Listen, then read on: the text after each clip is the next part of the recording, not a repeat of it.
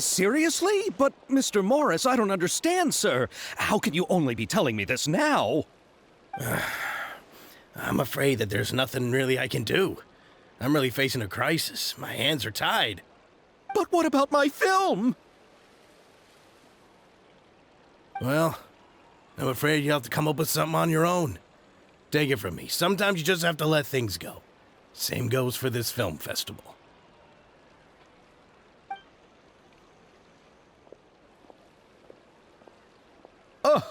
Oh. Hey, isn't that Zavier? So he's back in Fontaine now. Zavier! Oh, why, if it isn't the dear Traveler and Paimon. I really didn't expect to bump into you here at this time. Well, I was doing just fine until I received some terrible news just now. The investor I was working with for my upcoming film has fallen upon some hard times and is no longer able to provide the promised amount of funds. Can't you just find a different investor? Unfortunately, that's not how it works. We had signed an agreement specific to the Fontinalia Film Festival, stipulating that I cannot work with any other investors until the festival is finished. The Fontinalia Film Festival? What's that? Oh, is this your first time participating in Fontaine's Fontinalia Film Festival? Then allow me to fill you in. The Fontinalia Festival was established to commemorate the legendary Loch Knights, who went on a quest to search for the Oceanids and eventually welcomed the Hydro Arconageria. The holiday is deeply connected to the founding of Fontaine, as well as its unique laws and trials. It's one of the most important festivals for this nation. But what's with that weird expression on your face? It's like you're trying really hard to remember something. I was just trying to recall the exact description from the books, in order to avoid any unnecessary arguments over semantics. I usually try to recite things straight from the source. Well, either way, Paimon thinks she gets it now. It's just like the Windbloom Festival in Mondstadt, and the Lantern Rite in Lille. Yes, those are festivals of a similar variety. Who doesn't like a good festival? And just like those of other nations, Fontaine will hold a plethora of events around this time each year. To commemorate the Loch Knights, people will imitate them by putting on special costumes, raising golden cups, and going door to door asking for pure water. But a few years ago, Lady Furina started to find the whole idea a little drab, and so decided to change the part about pure water to sweets.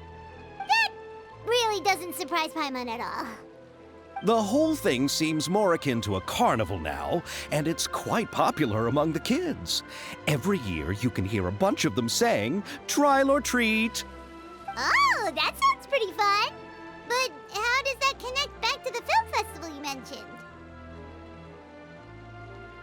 Yes, it appears I've strayed off topic. I just got too excited after seeing you. Let me get back to the point. The Fontinalia Film Festival is an event proposed by the Fontaine Film Association this year. Now that film technology has matured as a medium, it's the perfect time to introduce more people to the art form. During this time, people may submit films to be evaluated, and the entry with the highest score will be given the Furina Award by the association. The what award? The Furina Award. You know, after the Hydro Archon. They coined it while Lady Furina was still in power, but even though things have changed, no one has made any motion to update the name. Perhaps everyone still thinks of it as a pretty appropriate name. Even though she isn't the Hydro Archon any longer, Lady Furina is still Fontaine's superstar. Anyone with eyes can see the way she shines on the stage. Huh. Alright. Guess the name does work pretty well when you put it that way. Oh, but who would have guessed there'd be an issue with the funding? How will I ever explain this to Miss Chiori? Not to say all the other actors who traveled all the way here from Inazuman. Chiori? Sounds familiar. Where have we heard that name before? Yes, that's her.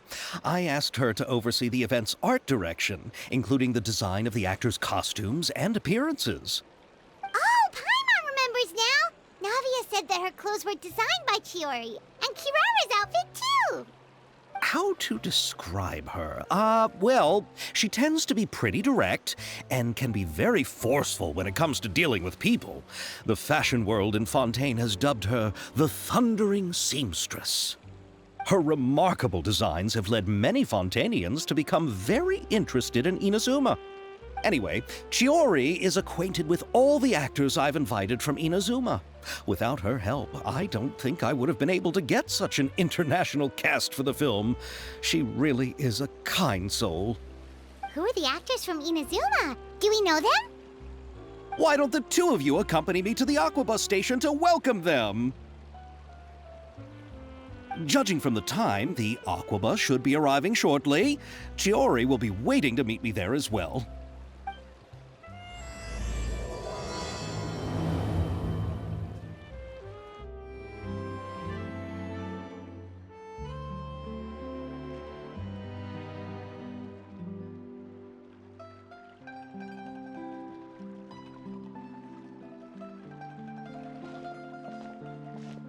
Miss Chiori? Your talk with the investor sure went fast. The Aquabus hasn't even arrived yet. Oh? And who are they? Allow me to introduce you. This is the Traveler and Paimon. Pleased to meet you. Likewise! We've heard the owner of Chioriya Boutique is a skilled seamstress, so it's a real pleasure to finally meet you in person. Why, thank you. I strove to create an outfit that matched her high social station as the demoiselle. So tell me, what happened? I can tell the conversation didn't go quite as expected. Well, it's like this.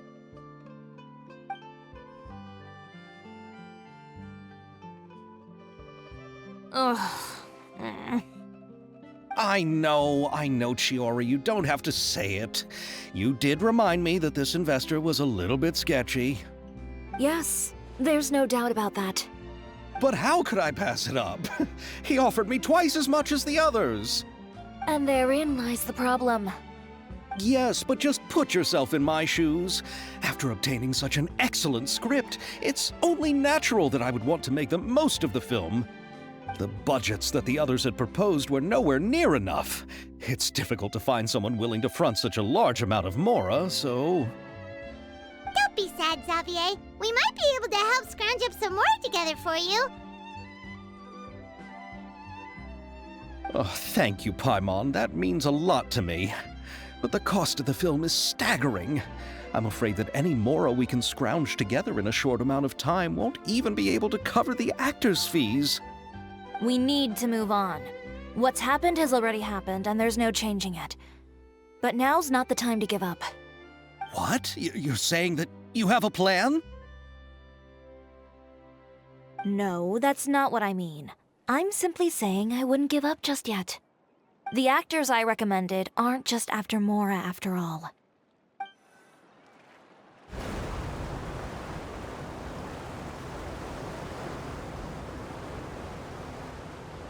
Really?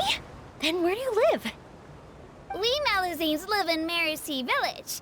The only way to enter is from underwater. Oh, you must be pretty tired after work every day, right? I mean, you have to swim all that way just to go home. You're so thoughtful. But some Malazines choose to live in the court of Fontaine because it's so much more convenient. This is our stop. Oh, we've arrived, but I haven't even finished chatting with Aval yet. I also enjoyed Aval's introductions to Fontaine along the way. Everything you described was so clear and detailed that we can't help but want to hear more. Thank you so much. I'm usually working here on this Aquabus, so I hope I'll have the chance to see you again. There are still many more places I'd like to introduce to you.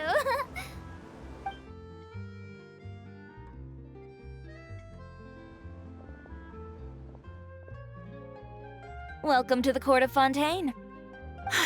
Chiori, you sure have changed a lot. This is the first time we've seen you since you left Inazuma. I haven't realized it's been so long. I was in such a rush when I left that I didn't even get to say goodbye. Thank you for extending the invitation, Mr. Zavier.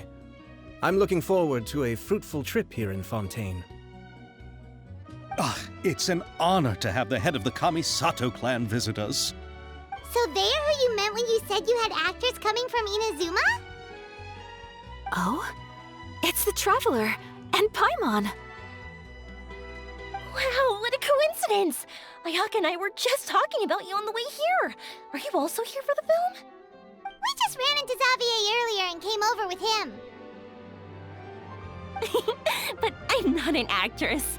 Sir Kamisato and Lady Ayaka are the real actors here. I'm just tagging along with Ayaka to have a good time together.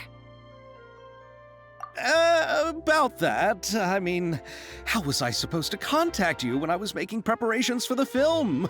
I figured you were probably busy, and I didn't want to disturb you. So I could only keep you in the back of my mind while I sought other actors to play the lead roles in the film. I had been thinking about a surprise reunion with you during our trip here, but you still managed to surprise me first. Oh, so you all know each other already! My, what a coincidence! What are the chances everyone could be brought together here like this? Why don't we go to Hotel de Boer and catch up over a meal? I've already made a reservation. Huh? Did you reserve 2 spots for us too? Yes, of course, of course. I'll be sure to tell the boss to serve a few more delicious dishes just to make sure there'll be enough food. Very well. Then please, kindly lead the way, Mr. Zavier.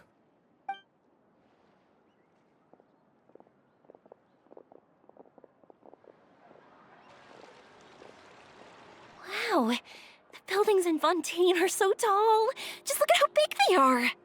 And there's the fountain that Aval mentioned earlier. It really is a magnificent sight. And look at that huge spinning sphere. Where does it get its power? Wait a sec! Could it be one of those clockwork mecha we've heard so much about?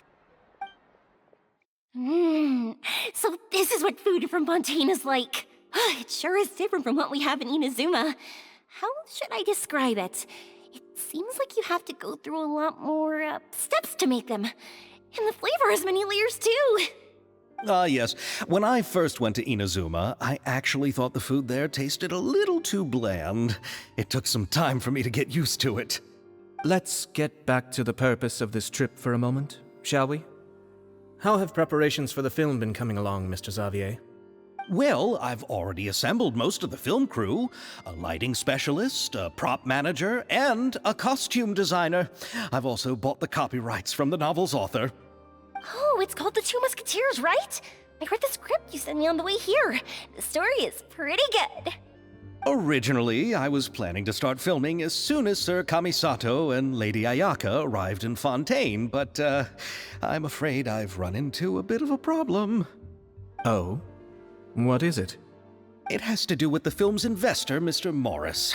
He suddenly informed me this morning that he's encountered some financial trouble and will be unable to release to me the amount of funding agreed upon. It's said that Fontaine's legal system is well developed. If he has violated the contract, then can't you simply take him to court over the matter? Well, I'm still more concerned about filming. Even if I were to take him to court, I'm afraid it would take months before the case could even be heard. Then, is there a way we could raise funds ourselves to solve the problem? I've considered that option too, but unfortunately, it's difficult to gather such a large amount of mora on such short notice. Besides, we have to consider the film festival's submission deadline.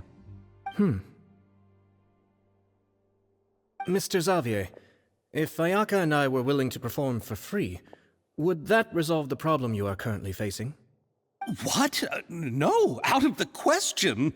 To have you come all this way just to act for free? Oh, no, that won't do.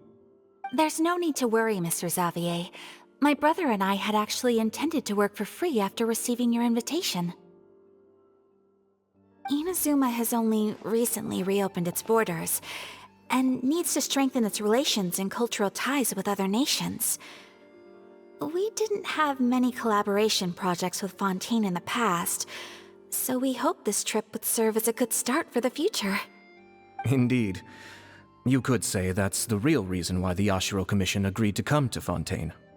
I understand, but having you two act for free just doesn't seem right.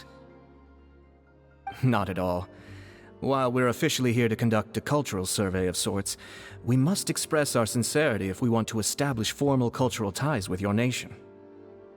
This film will serve as proof of friendly cooperation and cultural exchange between Inazuma and Fontaine. It's my hope that the film can be finished and released as smoothly as possible. If you still don't feel comfortable with this arrangement, I would also be more than happy to be introduced to some other renowned individuals in Fontaine's literary and artistic circles. All right. I'll do as you say. Thank you so much. I'll make sure to cobble together enough mora now, even if it means selling my house, my camera, and every single family heirloom. Come on now, no need to go that far. I'll also help you out as a brand sponsor. Me too! Even though I didn't bring much more to spend on this trip, it's still better than nothing. You are too kind, all of you. I really don't know how to... Ew. Alright, enough about that. Now that we have Zavier's savings, my support, and 2 leads who are willing to act for free, I think we will be able to make this happen. So, instead of Mora, you'll help with filming and production. Oh, but how can we help with that? We don't know much about making a film. Alright, pull yourself together, Zavier. Tell us if there are still any open positions left among the crew. All right. Let me think. We still need a camera operator, a clapper loader, and someone to manage logistics. I originally wanted to personally serve as director, but I've been too busy working as the producer. So the positions of director and director's assistant will also need to be filled. Paimon knows what the director and the logistics support person do, but what's a clapper loader? The clapper loader is responsible for using the clapper board to record and organize the information of each shot when the camera operator begins shooting. The work requires both patience and careful attention to detail. A clapper board? Oh, you mean the thing they hold that goes clap whenever they start filming? Yes, that's right. Are you interested in that job? For sure! Paimon's always wanted to try that. Alright, then you'll be our clapper loader. I can find someone from the store to help with logistics. What do you think, Zavier? Oh, fine by me. As for our camera operator, I was thinking of letting the Traveler take the role. Oh, she's great when it comes to using a camera. Paimon can't even count how many things we've taken photos of during our journey. Yes, that's also what I was thinking. I noticed the Traveler had an eye for photography and composition when we worked together previously.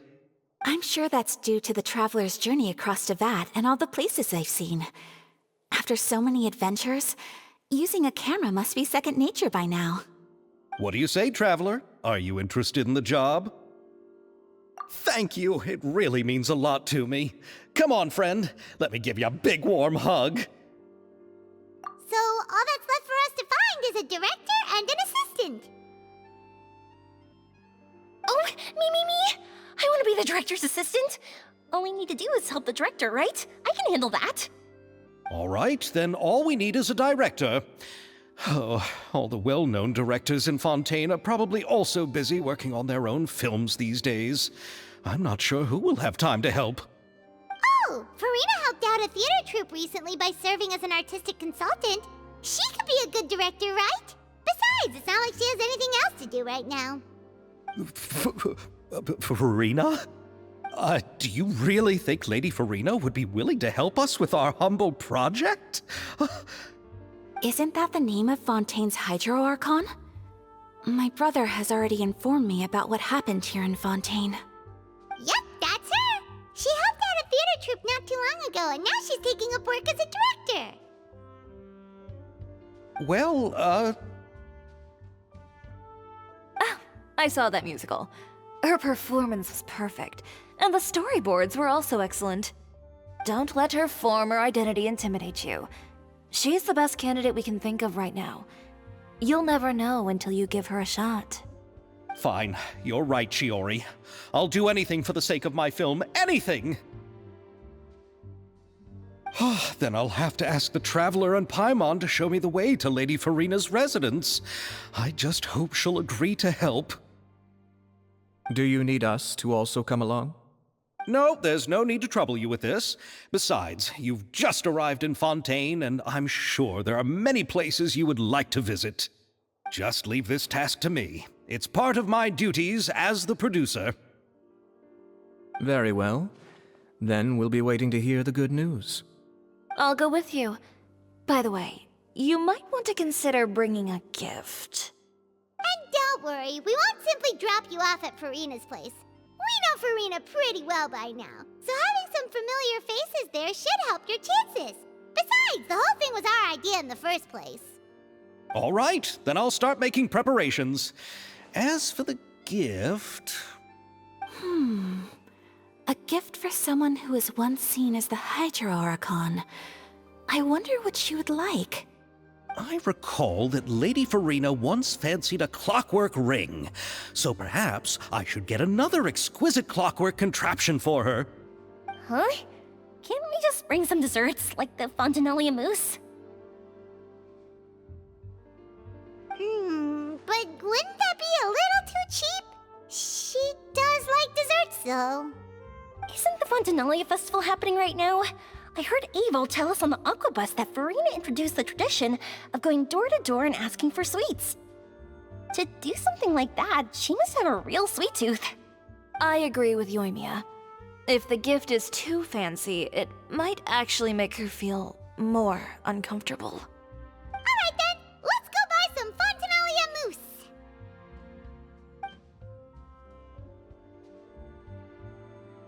But will that really be enough? We'll be asking her to do a lot of work, you know. You're right. We need to further sweeten the deal. Huh? You want something even sweeter than Fontinalia mousse? Yes, we'll need a gift that's sweeter than any dessert in the world. But what could that be? Your words of praise.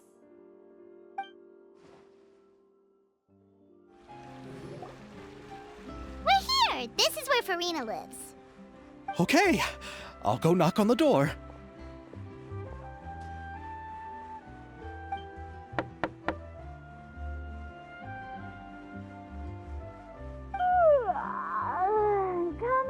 Coming. Ugh, seriously, who's knocking before afternoon tea?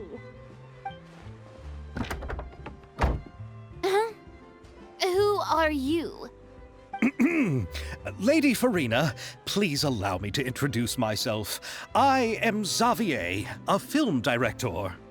Hello. Oh, is that the Traveler and Paimon I see behind you? And who's this? I'm Chiori. Ah, the one from Chioria Boutique. Hello.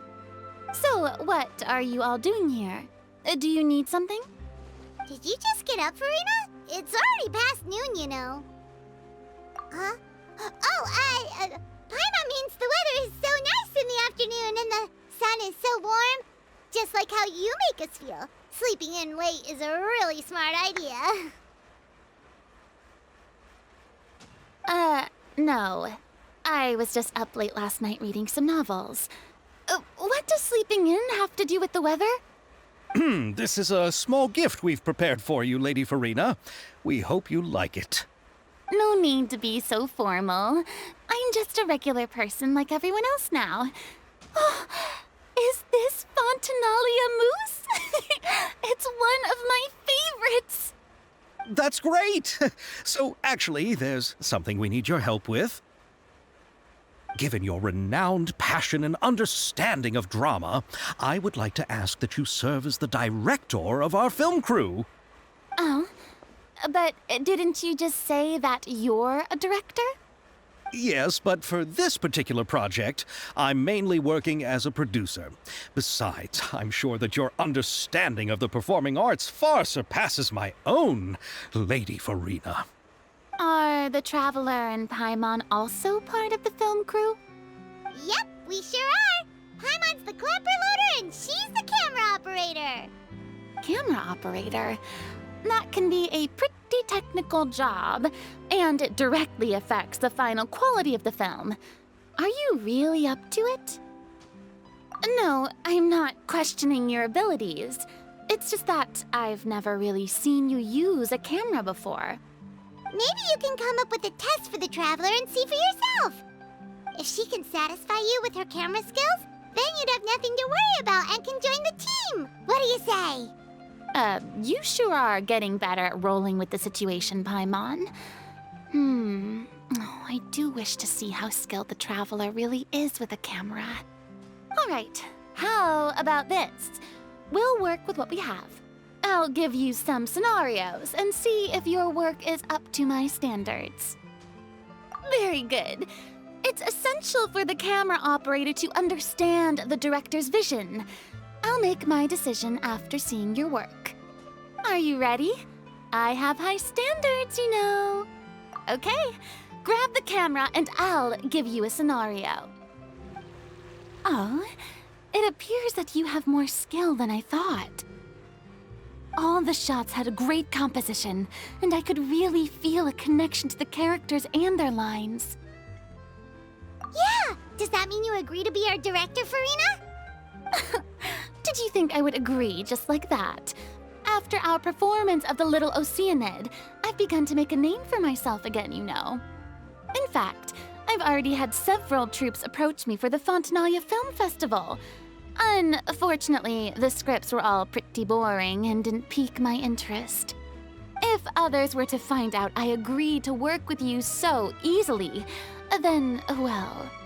Hey, but didn't we have a deal? What else do we need to do to convince you, Furina? Well, what about the pay? Huh? You know, how much you're willing to pay me to be the director? The pay is also an important factor for me to consider, you know. Well, I can offer you this much? What? That's all? If Nervulet were to hear of this, he could charge you with underpaying your labor. I'm sorry, but our crew is in a tight financial spot at the moment. I see. Well, even though it's highly unlikely now that I'll join your crew, there's still something I'd like to ask. Exactly what film are you planning to make? Oh, our script is an adaptation of The Two Musketeers. Huh? Wait, you mean the suspense thriller novel that was a #1 bestseller? Oh, so Furina's read it too. Of course I read it. I've always had a keen interest in artistic works that strike a chord with the populace. I see. It all makes sense now. You must have used most of the budget to pay for the copyright. Not really. The novel's author transferred the copyright to me practically for free once he heard that I wanted to make a film adaptation of the story. The lack of budget is due to another issue. He probably just wants to get his name out there. So, Mora isn't the most important thing to him right now. It reminds me of a delivery courier who wears one of my designs while traveling all across Teyvat. I didn't charge her much for the outfit either. The exposure she provides for my brand is well worth it. So, are you a big fan of this story, Furina? Well, it's all right. The pacing of the story is good, but the character relationships could use some work. When I was reading it before, I always felt like some things were left on a rather unsatisfactory note. I have high standards, you know. Ahem, Mr. Zavier, if, hypothetically speaking, I agree to be the director, how much freedom would I have in terms of script revisions and creative interpretation? As much freedom as you would need. I wouldn't dare doubt the tastes of Fontaine's greatest star. Good. Then I'm free to alter the script as I see fit. Absolutely no problem. All right. It seems that your crew really can't go on without my care and direction. So, you agree? Yes, I agree. Although the pay is well below what someone of my caliber deserves. A great script calls for a great director. I mustn't let a perfectly good story be ruined due to lack of funds. If you have fine cheese and bread, you wouldn't just let it sit on the counter and get moldy just because you lack an oven, right? Oh, Hydro Archon above! I'm not dreaming, am I? Somebody pinch me. There's no more Hydro Archon, you know. And it's still a little early to celebrate. There's a lot that goes into shooting a film. Although the trickiest tasks of finalizing the script and casting the actors have already been taken care of, we'll still need to reserve filming locations. Not to say set up lighting and props. And by the way, since we'll be filming The Two Musketeers, we'll need to find an action choreographer. Ideally, a professional who has actual experience with muskets. Yes, I've thought about this as well. I was hoping that you might know someone who could handle the job. Me?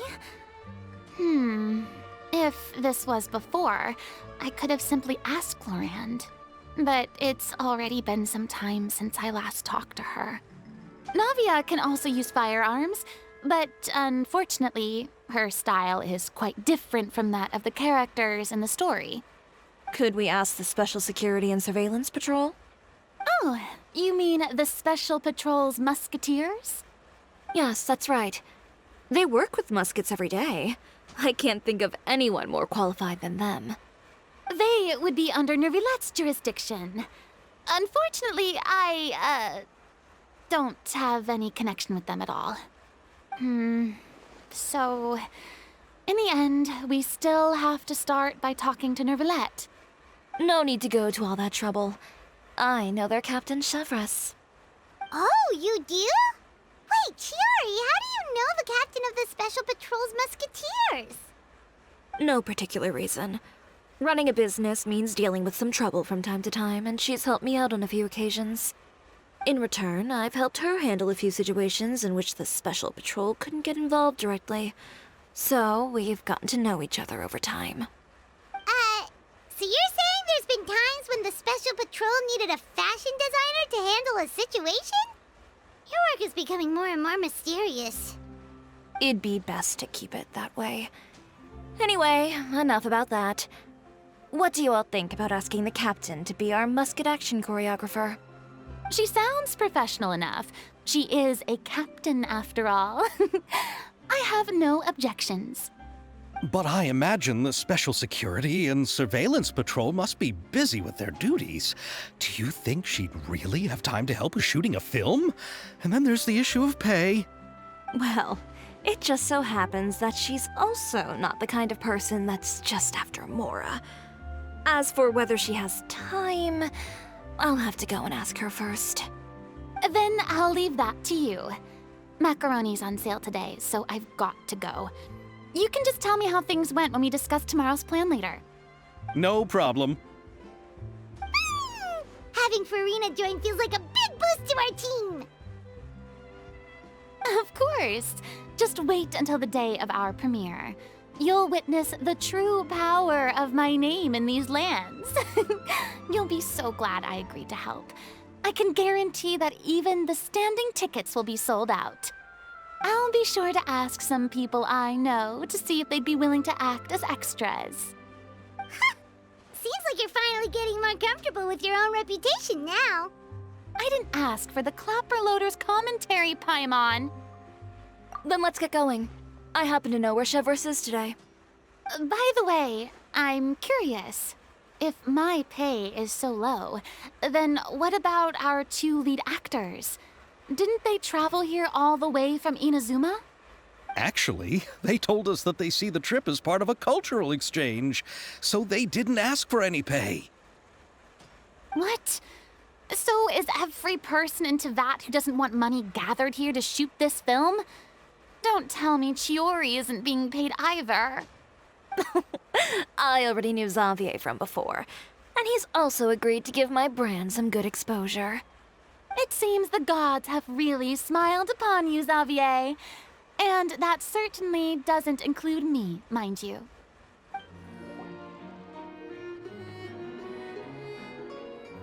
All right, this is the place. But where's the captain? There's hardly anyone around here. She's over there. The one with an eye patch reading in front of the newsstand. Oh, her! Paimon could tell there was something different about her. She seems kinda intimidating. Please wait here for a moment. I'll go fetch her. She's working now, so you might not want to get in her way. Working? But isn't she just standing there and reading a novel? Just trust me.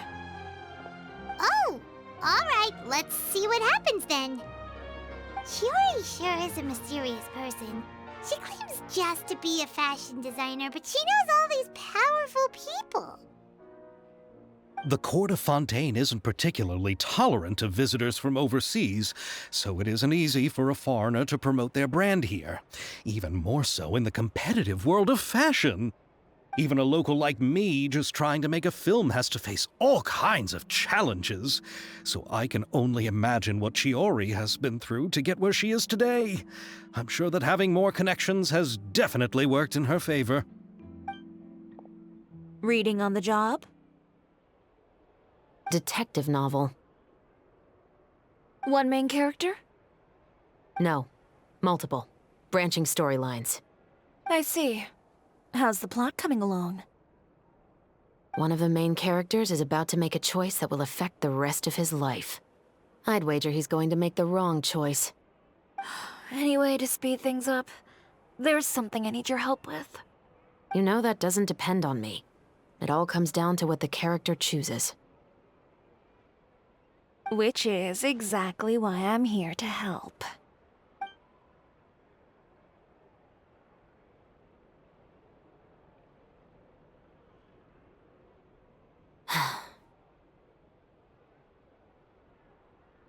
All right. It appears he made the wrong choice in the end. Halt! Huh? What's going on? Hand over whatever you're holding. Oh, it's just a book. I didn't buy anything else. Then I'm sure you wouldn't mind letting me have a look. Excuse me, officer. I don't mind you standing around here, not purchasing anything, but I'd prefer if you didn't disturb my customers. It's bad for business, you know? Don't give me that act. You won't be able to get off so easily either. I am Chevreuse, captain of Fontaine's Special Security and Surveillance Patrol. I will say this one last time. Hand over whatever you're holding at once. And before you do anything unwise, let me remind you that I'll have you on the ground before you can even think about making a run for it. All right. I'll give it to you. But please let me say something first. If there's any contraband in that book, then the shopkeeper here is the one who slipped it in. I don't have anything to do with this.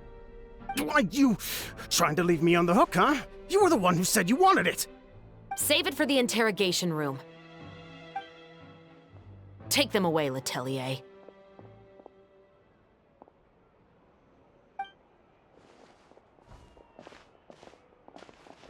What's going on here? One second you're reading a book and the next you're escorting people away.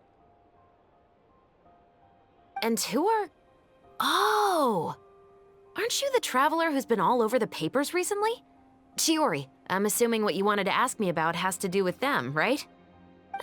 Maybe I can let you in on what's happening then. Now that Vacher has been brought to justice, no new shipments of synth will be made and distributed to sellers. The Fontaine guards have been busy collecting the remaining synths still circulating on the market. Thanks to a tip from our reliable source here, this should be the very last batch. Oh, so you were pretending to read a book in order to catch the bad guys! Oh, Paimon almost forgot to introduce ourselves. Paimon is Paimon, and this is the Traveler and Zavier! Hey, I'm Chevreuse.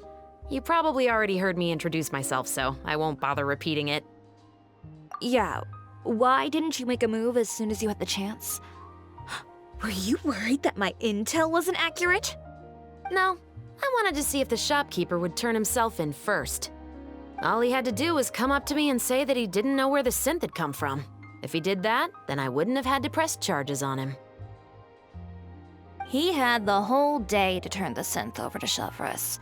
But instead, the moment I came up and blocked Chevreuse's line of sight, he took the opportunity to sell it off. Yep, he made the wrong choice, even though the right choice was right there in front of him.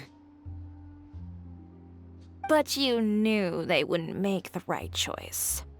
Yeah, I knew. I was just hoping I'd be wrong for once. Enough about that, though. What did you want to ask me about? Oh, you see, it's like this.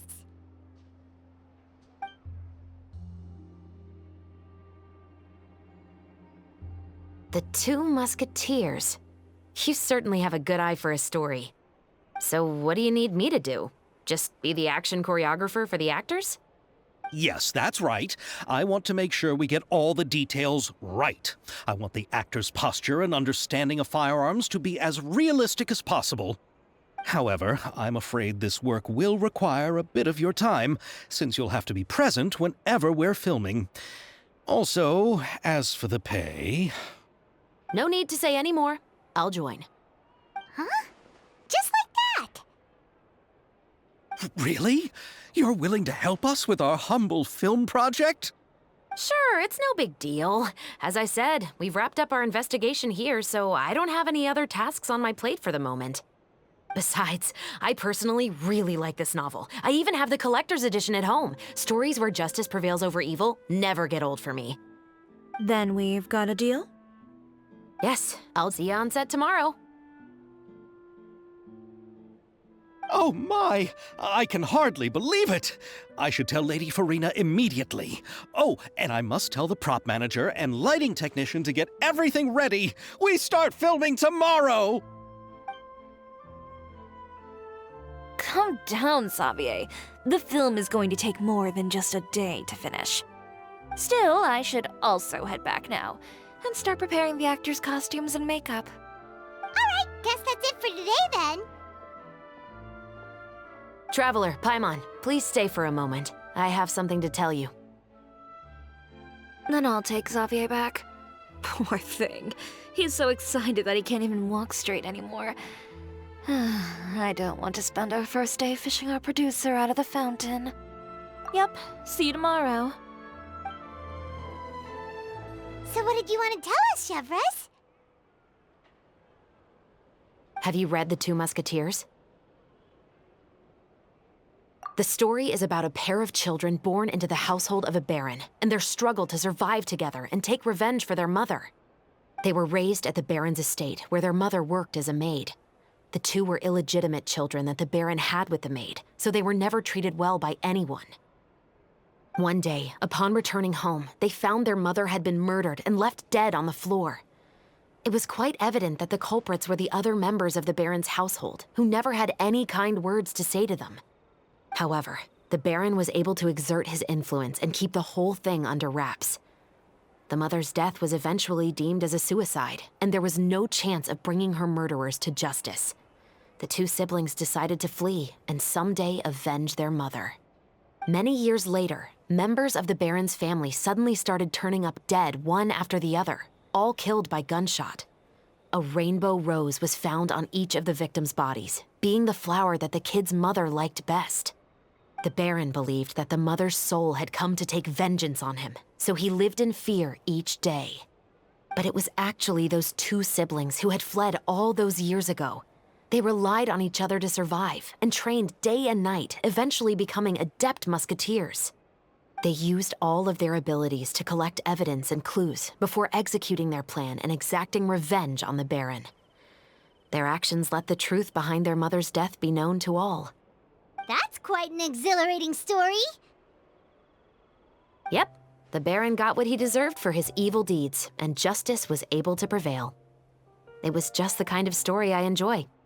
Oh, so is that why you were so willing to join our crew, Chevreuse? You could say it was one of the reasons. Oh, you mean there were other reasons too? I've read the reports about you. Whether it was at the trials or when you lent your hand to resolve our nation's crisis, you've shown that you've got a strong sense of justice, as well as a great mind for deductions. Yes, you're as sharp as I expected. It seems you've experienced many similar situations before. There's been a recent murder case involving Muskets. The perpetrator's methods appear to be very similar to what is described in the novel. Huh? Really? But Paimon didn't see anything about that in today's papers. The Marechaussee Phantom hasn't yet released any information to the public because the investigation is currently at a standstill. The murderer is extremely cautious. A murder involving firearms? But not that many people use those in Fontaine, right? Impossible. We perform a routine inspection of our firearms and ammo reserves every day. If one of the weapons had been fired, it would stick out like a sore thumb. Besides, I trust the members of my platoon. However... Well, that's all I can disclose about the case today. Huh? What do you mean? I hope you all can go back and get some shut-eye. You can decide tomorrow whether or not you'd like to join the investigation with me. I'm aware this might not be the ideal time to add more to your plate, but the more capable people we have, the better the chances that justice will prevail. Carrying out investigations isn't actually supposed to be our responsibility. Our job is to apprehend the perpetrators. Finding them is really up to the Marechaussee Phantom. You could say I'm taking part in the investigation out of personal interest. I don't want people to see Muskets in a negative way, and also, I'm concerned about the similarity between the crimes and the story. You mean they might be connected somehow? I suspect so. Just to make myself clear, this is not an order, nor is it a deal of any kind. It's a request, nothing more. If you two have any interest in the case after we finish filming tomorrow and are willing to assist me, then I would be most grateful. What do you think, Traveler? Yeah, you're right. Paimon's getting a little tired, too. We've really been hustling all day. You'd better head back and get some rest. It's good to keep a calm mind, especially when you're about to make an important decision. Otherwise, when the moment comes, you might end up like that shopkeeper and not even realize that the right choice is right there in front of you.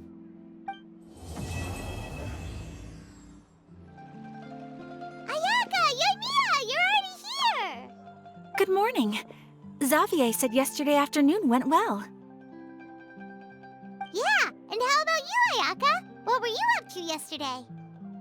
After we split up, Ayato went to see Udex Nervillette at the Palais Marmonia. I was originally thinking of going with him, but he said he could manage it himself.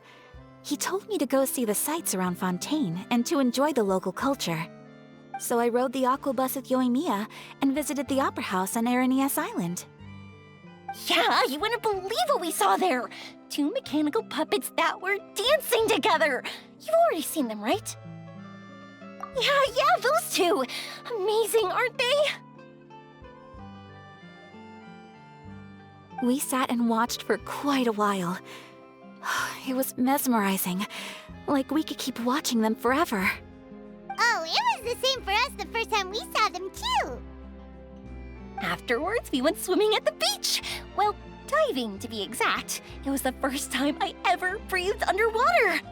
I held Ayaka's hand and we counted down together. 3, 2, 1, and then splash! We were beneath the waves. At first, I didn't dare to open my mouth. But once I couldn't hold my breath any longer, I decided to take a big breath in. Turns out the water wasn't as salty as I imagined. It didn't really taste like anything at all. Before I knew it, I was breathing like normal down there. It was an amazing feeling. Ayaka said I was too nervous and needed to loosen my grip. She got used to everything way faster than I did. I knew that the Traveler could do it, so I had no doubt we could do it too. That helped me feel at ease as soon as we dove in. The underwater world in Fontaine truly is beautiful. I love seeing the romaritime flowers blossoming underwater, like little candles lighting up the streets at night. Yeah, and there were so many creatures that we've never seen in Inazuma. Like those fish that shimmer like a sword blade. Whoosh! Oh, and those big fish that call when they see people. Ooh. Oh, you mean Hunter's Rays and Blubber Beasts. I just love the name Blubber Beast. Just wait till Pops and the others hear about this. They probably won't believe a word I say. Yoimiya was down there for quite a while. It was dark before we finally rode the aquabus back to the city. I figured she'd want to sleep in today. Yeah, even I was worried that I wouldn't be able to get up. I still felt like I was drifting in the waves when I went to sleep last night. But as soon as I woke up today, I remembered that we'd all be shooting a film together, and I was ready to go. Speaking of the film, where's everybody else? My brother and Zavier were speaking to the restaurant owner about using the place as a filming location. They should be here soon. As for the others, we're here. Please excuse my tardiness. I just finished the Special Patrol's 6-mile morning jog. Wait, 6 miles? I'm so tired. I heard you all chatting, so I decided to come down. I sure could use some of that endless energy everyone else has. Good morning, everyone. Morning. Can someone fetch me a cup of coffee? More milk, hold the sugar. Sure, I'd be happy to do that for you. No, you can't go anywhere. Please, have a seat over here so I can get started on your makeup. The last thing I want is coffee stains on my costumes. I can get the coffee. It's the perfect job for an assistant.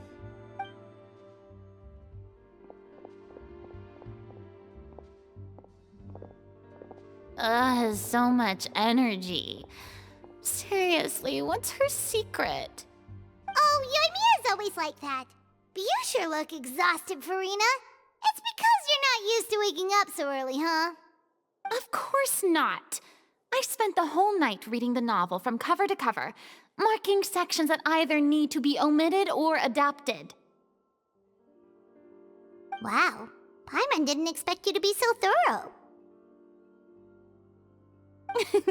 Well, I was the biggest star in all of Fontaine after all.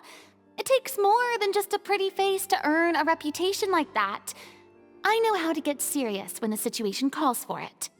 I went all out when I was acting as an Archon, so why wouldn't I do the same for my own life? Here's your coffee, Director Furina.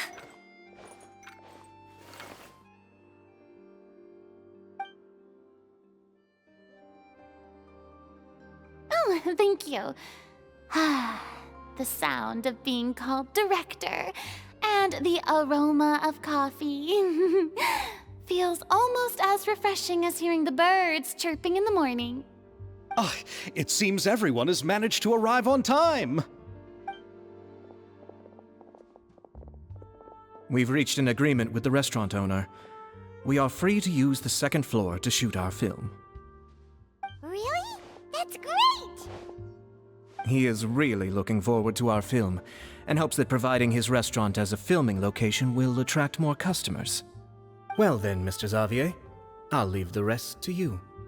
Okay, thanks. First, I'd like to introduce our new members.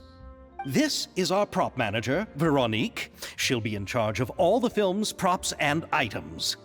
And this is Bonneau, our lighting technician. He'll be in charge of lighting and illumination to set up each scene's atmosphere. Wow, sure feels like we have some real professionals joining the crew now. First of all, please allow me to first express my sincerest gratitude to everyone in the crew. When my investor informed me yesterday that he wouldn't be able to provide the funds, I really thought that this was the nail in the coffin for this film. I had no idea that I'd find so many people willing to help me on such short notice. Thank you. Thank you all from the bottom of my heart. No need to be so cordial, Mr. Zavier. We're all honored to be a part of this. Your works made a profound impression on me when I saw them back in Inazuma. I am sure that someday, this film will be remembered as a prime example of cultural exchange between Fontaine and Inazuma. Yes, the story is the reason I agreed to join.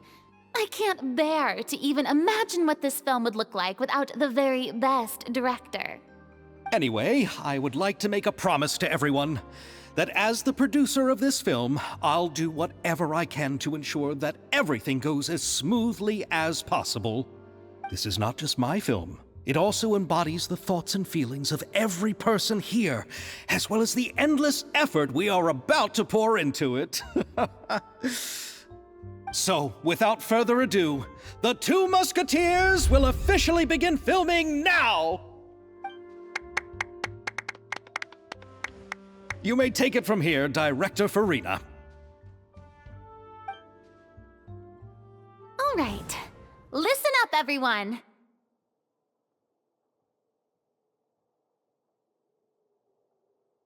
The first scene takes place when the two young musketeers are living at the Baron's home, still unaware of all that is about to happen to them. We'll need props and lighting to set the scene. Our lead actors can go get their makeup done, and extras, please take this time to go over your positions. Whoa, seems Furina's really kicking things into gear as the director. Is everyone clear? I don't want anyone traipsing around the set like umbrella finches. All right, cameras will start rolling as soon as the set is ready. Let's make a film that'll make some serious waves in Fontaine. Not the kind of waves that drown people. I mean, the good kind of waves. Seems like she's still a bit traumatized by that. Anyway, let's go see if there's anything we can do to help.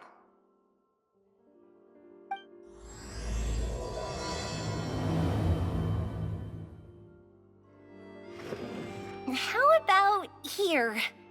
A little more to the left. You got it. Hey, Yoimiya, do you need a hand?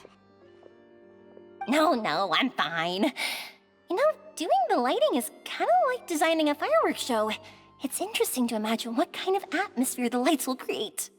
I heard that the Traveler will be operating the camera and Paimon will be the clapper loader, right? Those roles are just perfect for the two of you. Really? Is that because it'll be easy for Paimon to hold the clapperboard while flying? Well, sure, there's that, but that's not exactly what I meant. I just think that after all your journeys together, you two must have developed a super close bond and just naturally know how to work with each other. If I'm not mistaken, the director will want the cameras rolling as soon as the clapperboard goes clack. Oh, I see! It's amazing to see the magic behind filmmaking.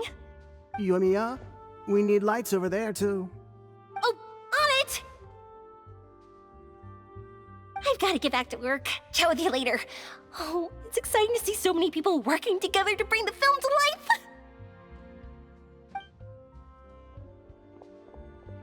Seems like Yoimiya's really getting into it. But she was right. We do have a super close bond, don't we? Paimon's really happy to hear that.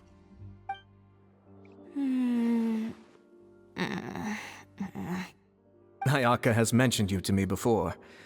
She said that you two were great friends when you were kids. No talking. I'm thinking about how to do your eyeshadow. Ah, yes. To help me really look the part. To achieve a more young and naive look for this scene. Are you saying the wrinkles around my eyes are too deep? You just have too much of a calculating look in your eyes. You sure don't mince your words. It seems you really haven't changed much. Quiet. So, this is a real musket? No, it's just a prop weapon. Not bad. Have you seen a real musket before? Only in books and newspapers. I made this one based on the relative shape and proportions I saw in reference images. When we're filming, some special gunpowder will be applied around the muzzle, which will help create the flash and smoke effects of a real gun being fired. Which means it'll be up to the actors to portray the recoil. That's right. The sound effects for gunshots will also be added in post-production. Thank you, Veronique. I think I know where to start now. However, the musket's gears and firing pin could still use some work. Adding some wear on the metallic components will make them appear more realistic. Also, be sure to rub the muskets with some oil each time before we start shooting. That'll give the impression that the firearms have been well maintenanced. Good point. You seem to know a lot, Miss Chevreuse. I assume you use these types of firearms on a regular basis? Yes, I perform routine maintenance on my weapons every day. Just like we as people need to eat and sleep, muskets need to be cleaned and maintained. I also perform similar care for my sword every day, and familiarize myself with its shape and weight, to the point where it feels like a natural extension of my body. Yes, this way, our weapons will never betray us in the heat of battle. Yes, well said. It seems we have the same philosophy on this topic. Oh, sounds like they found a common interest to talk about. Though these props differ from the muskets I use, I can still give you some pointers. Good. I look forward to your instruction. First and foremost, never point the weapon at anyone, regardless of whether it's a real or prop weapon or whether you're holding it or it's on the table. This holds for any time when you're not actively engaging an enemy. Okay, understood. When aiming the musket, extend your arm so that it's level with your shoulder, and use your eye to look down the weapon's sights. Like this? Not bad. Now, try saying your lines. This is the end of the road for you. Good. Now turn your body a little. That way, you'll give your enemy less of a target to work with. And relax your shoulders. Here, allow me to demonstrate. This is the end of the road for you. Huh. Excuse me, Miss Chiori. Director Furina, there's something I wish to discuss with you. Oh? What is it? Like this? Yes, much better. What do you think? I do see your point. But are you sure you wish to do this? I believe it would be most fitting. Well, if you insist. All right, I understand. Miss Ayaka, Miss Chevreuse, could the two of you please come over here? Huh? What's going on? Are we gonna start filming now? Let's go see.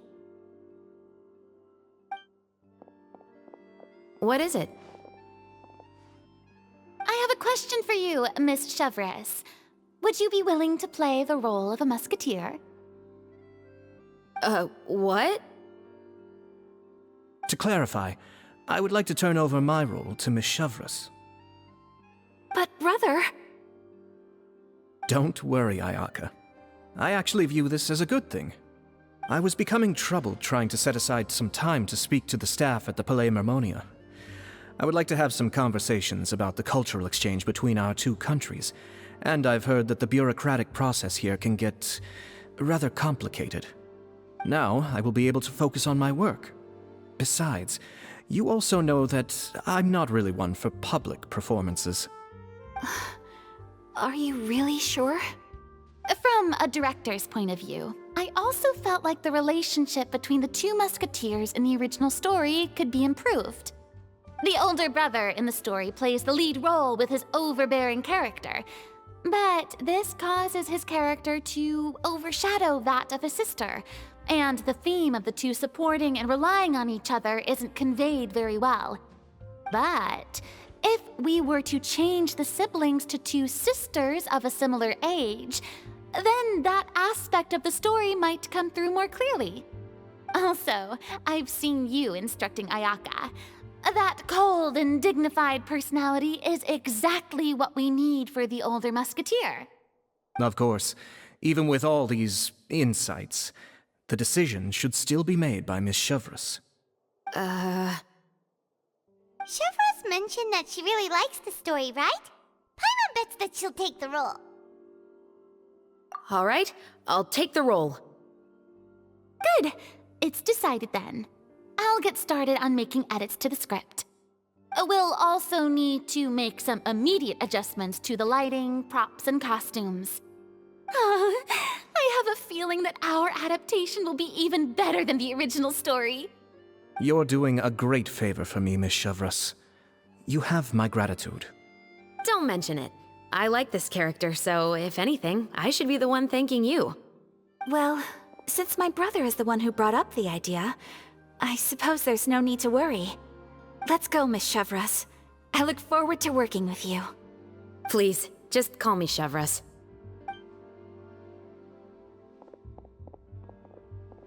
Seems like you're really going out of your way to solve the problem I was having with your makeup. Surely you jest, Chiori. I assure you that I was mostly motivated by a desire to spend more time on formal business. Oh, come on. You really think I'd buy that? According to what I've heard from Ayaka, her brother is someone who can juggle 10 different matters at the same time. I'm sure you have other reasons for backing out. Perhaps. Ayaka always said she wanted to go out and see more of the world, just like the Traveler. But I feel that she needs not only to see other nations, but also to make some different kinds of friends. I think it would be harder for her to make new connections with me constantly by her side. I would like to give her some space. All right, go on. Spoil her some more.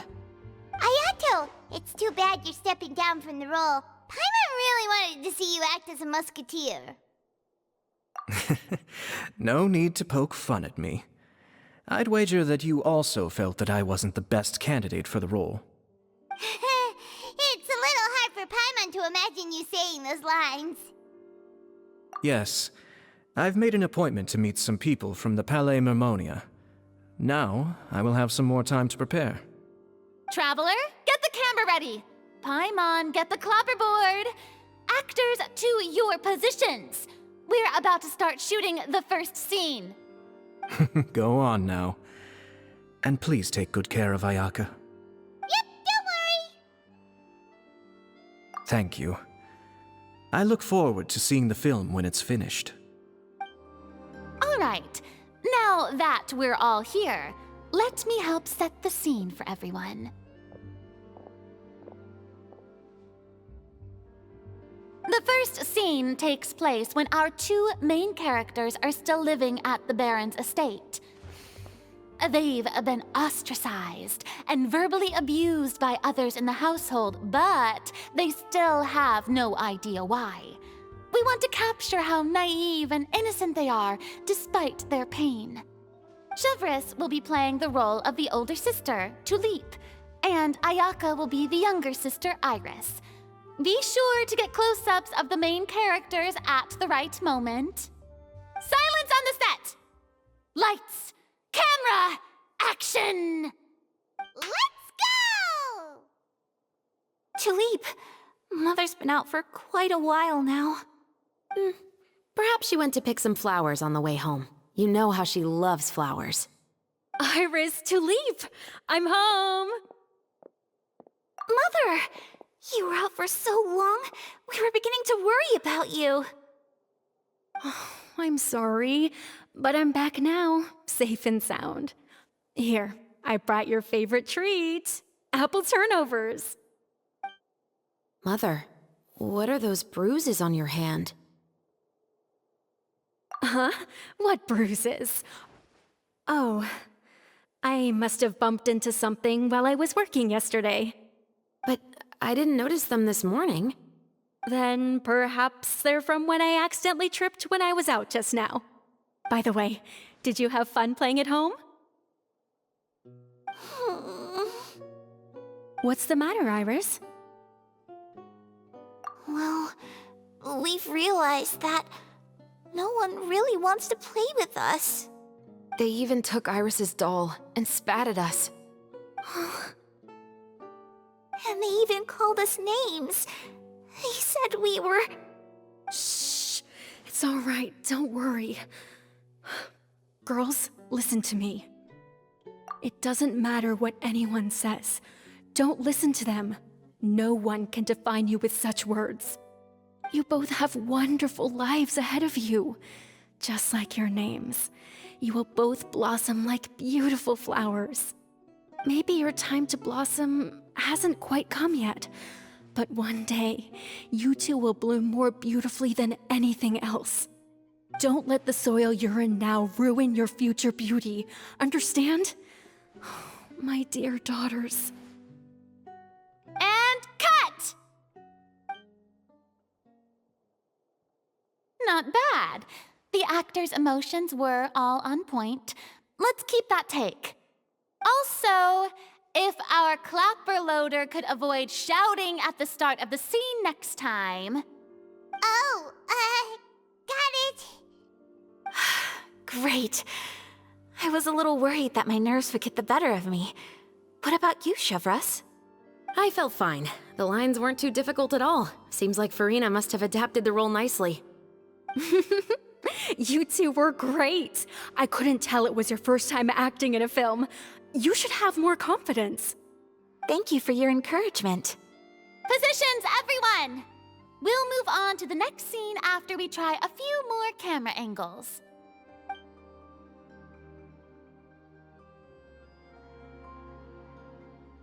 This scene is when our two characters return home, only to discover their mother has been murdered. Ready? Lights! Camera! Action! Mother, we're back. Mother?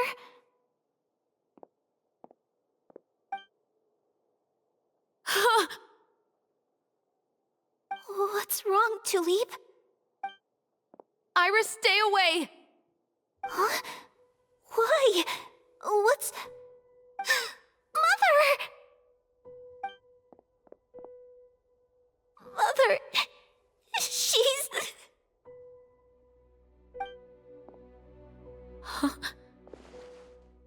There's poison in this cup.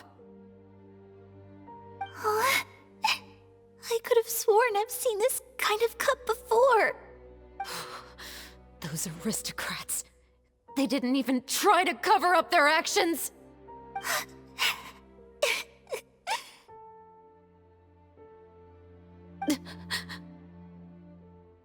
Iris, we need to leave this place. Leave? But now that Mother is gone, where can we even go? Anywhere. All I know is that we can't stay in this house. But are we just going to let them get away with this? We'll have our revenge, I promise you. Just not right now.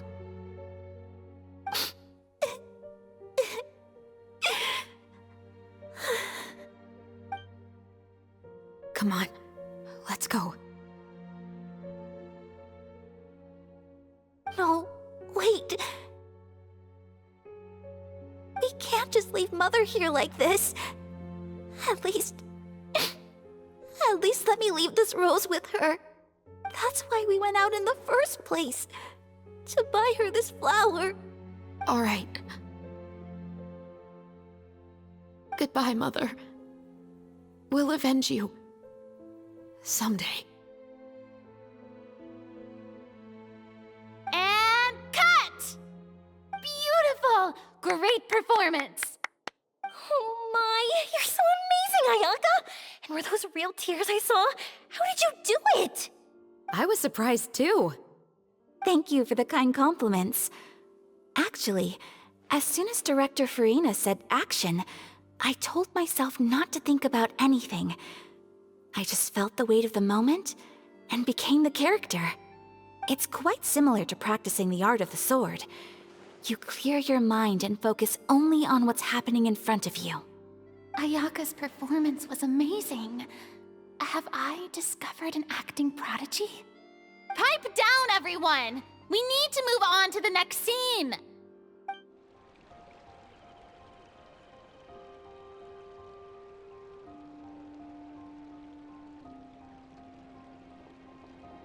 Huh? Are we done already? But Paimon wants to keep playing with the clapperboard. How do you feel, Traveler? Is your arm sore from holding the camera all day? Good work, you two.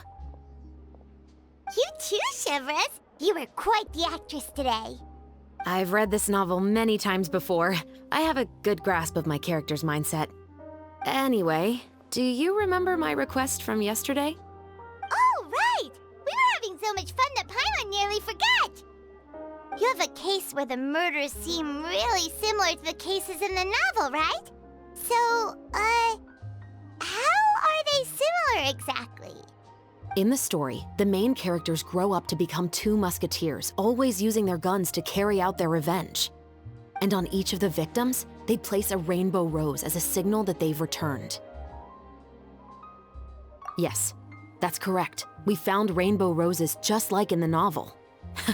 Seems like you're connecting the dots now. Oh, that does sound pretty concerning.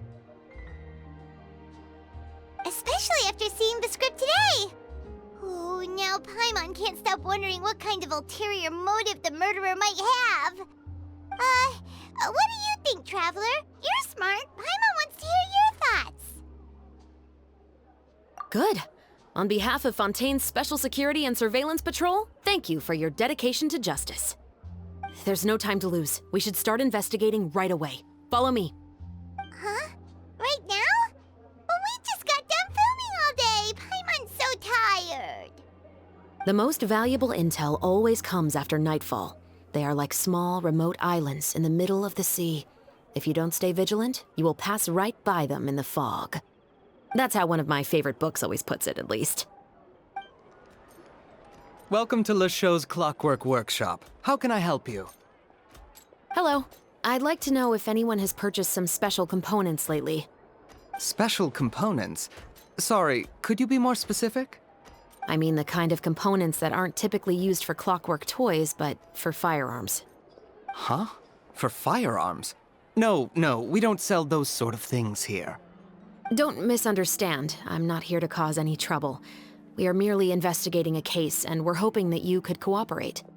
Well, to be completely honest, I'm not even sure what kind of components that would entail. Has anyone ever purchased components here as an individual rather than on behalf of an organization? We have a lot of customers who buy toys, but those who buy components are all regular customers who buy in bulk on behalf of their organization. Is that so? I understand. Thank you for your cooperation. You're welcome. It's the least I can do.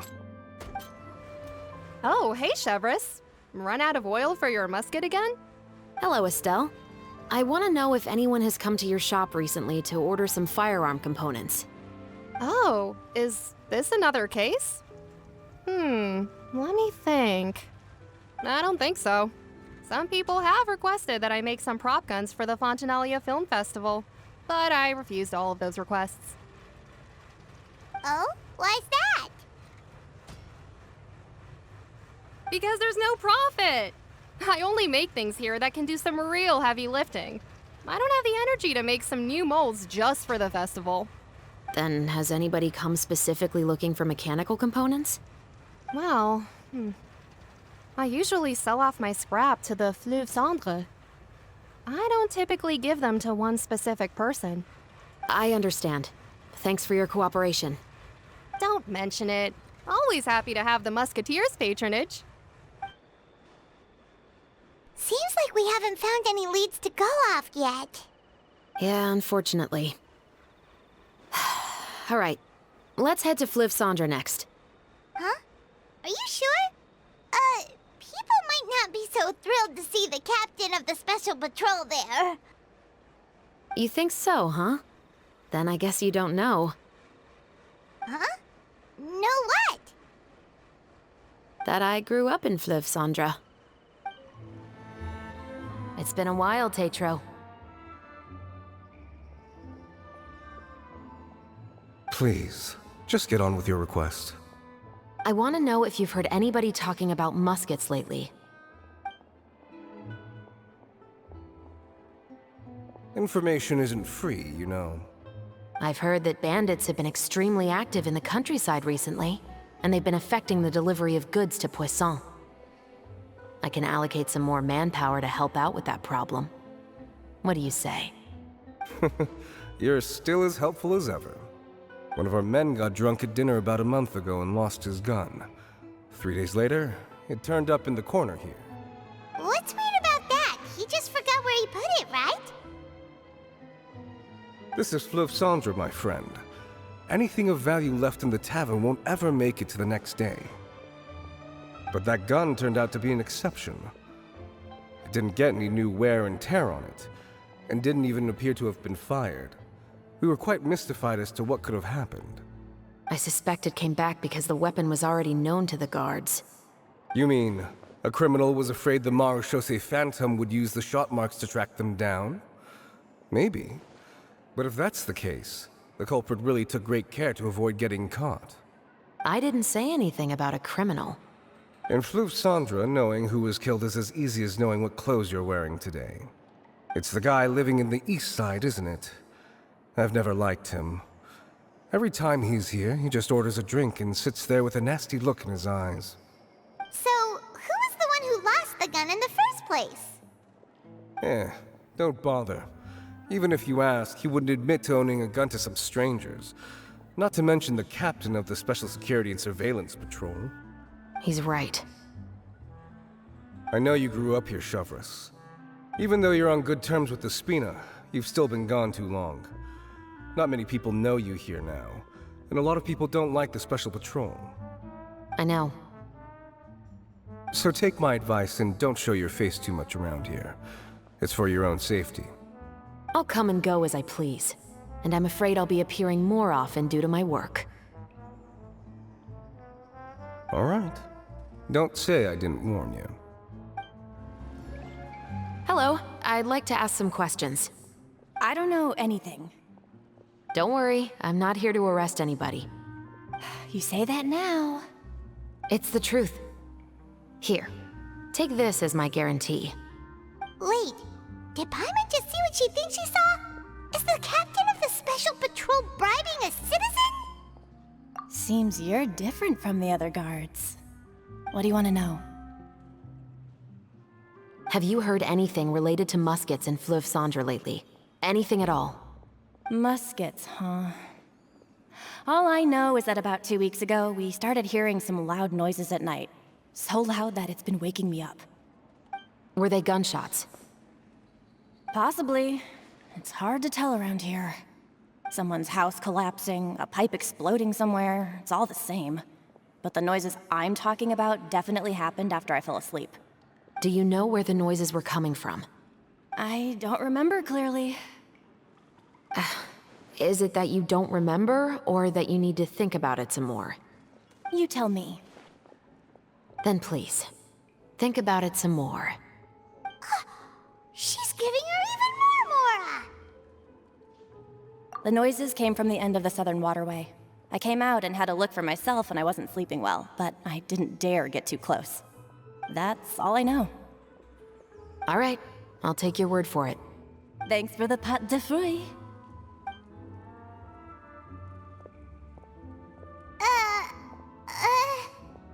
No need to be surprised. I grew up here, remember? I know how to get people around here to talk. Seems you catch on pretty quick. Now then, let's keep going. What's all this? Some broken planks and barrels, as well as some liquor bottles? Yes, but have a closer look, Paimon. Even though somebody has purposefully tried to clean them up, these are obviously marks from musket bullets. In other words, someone was here trying to improve their shot. They were using the barrels and bottles for target practice. Could it have been the killer? Your guess is as good as mine. Although many people at Fleuve Cendre own guns, few hide the fact from others. And even fewer would go to such lengths to hide markings from practice shots. Anyway, let's go. There might be more to this.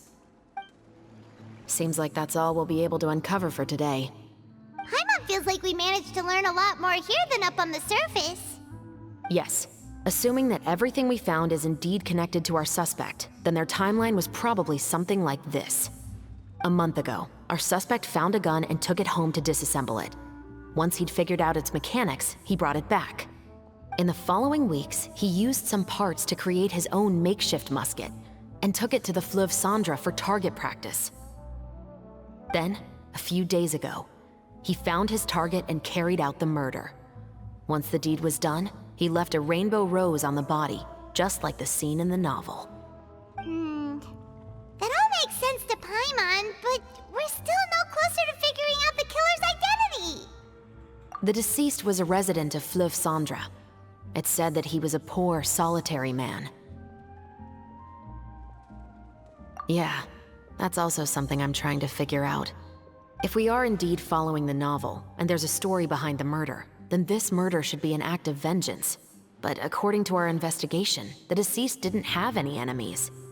He was no saint, but no one's heard of a rival who hated him enough to shoot him dead, much less care to leave a rose on his body.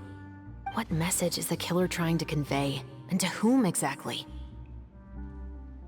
We've thoroughly investigated that possibility. He claims to have spent the whole day at the Opera House on the day of the murder, and the staff there have confirmed his account. Okay, so he has an alibi. Not only that, he lacks a credible motive as well. He has a family of his own, and both of his parents are still alive. I've looked into his records. He was adopted at the age of 6, and all the proper procedures were followed. There are also records of him at an orphanage before then. In the story, the mother of the 2 musketeers was murdered after the children turned 10. Of course, he could have changed the children's ages, but I don't want to assume anything without evidence. More importantly, I've also had a chat with him in person. He didn't seem like the kind of person who would pull the trigger to kill a man. Then, what should we do now? We have all this new information, but it doesn't help us move forward. Investigations take time. I didn't expect us to catch the culprit in just a single day. How about this? Let's spend the next few days filming with the crew. We can continue the investigation once we're done with the film. I'm sure that given time, new leads will present themselves. Wait, but weren't you saying Intel is like small, remote islands in the middle of the sea just a moment ago? Wouldn't you just miss them if you were to stop looking? Ah, but the book had more than one reference to the islands, Paimon. Oh? What else did it say then? As long as you spend enough time sailing through the fog, you'll eventually come across an island.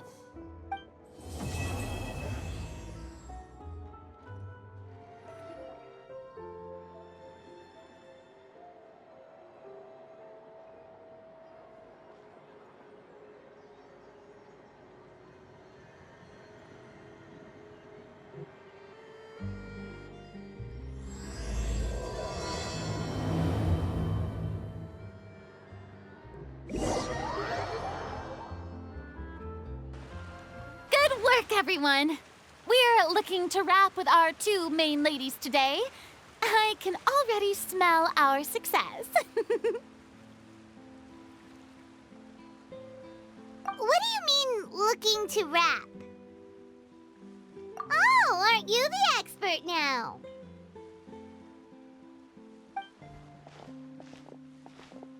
This upcoming scene is the 2 musketeers' final confrontation with the Baron.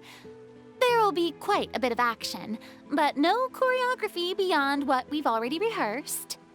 Anyway, get ready. Lights, camera, action! The view is beautiful tonight. It reminds me of that fateful night 10 years ago. And now that I've said it, I can even make out the faint fragrance of herbal tea in the air. Enough, villain! It's time that you pay for the death of our mother! My dear Iris, have you forgotten your manners? How can you speak like this to your own father? I'd sooner swallow all of my teeth than call you father. What did I expect?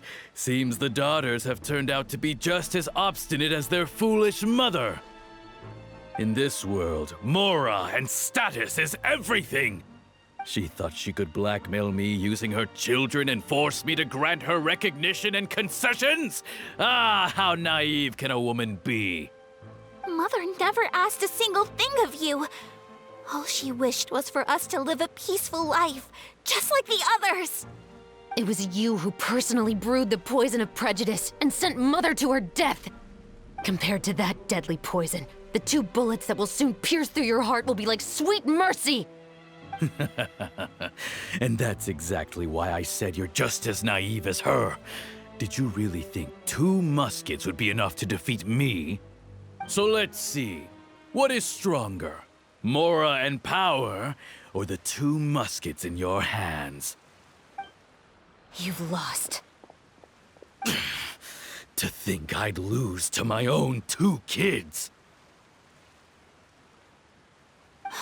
We are no children of yours, and we'll never call that place our home. Then tell me, what did you do all this for? You lost your mother, and will soon kill your father as well.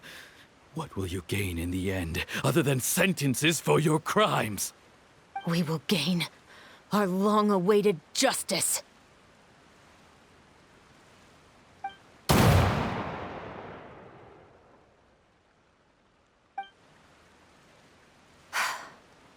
It's over. Finally, it's over.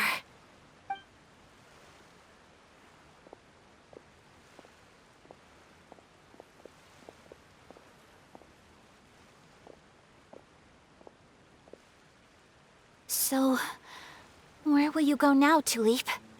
I'm not too sure, Iris. Maybe somewhere with lots of flowers? After all, Mother always did love going where the blossoms were. What about you? I want to go visit Mother's grave. Yeah, that's not a bad idea. Huh? Tulip, look! What is it? It's Mother's favorite, the rainbow rose. Look, it's blooming again.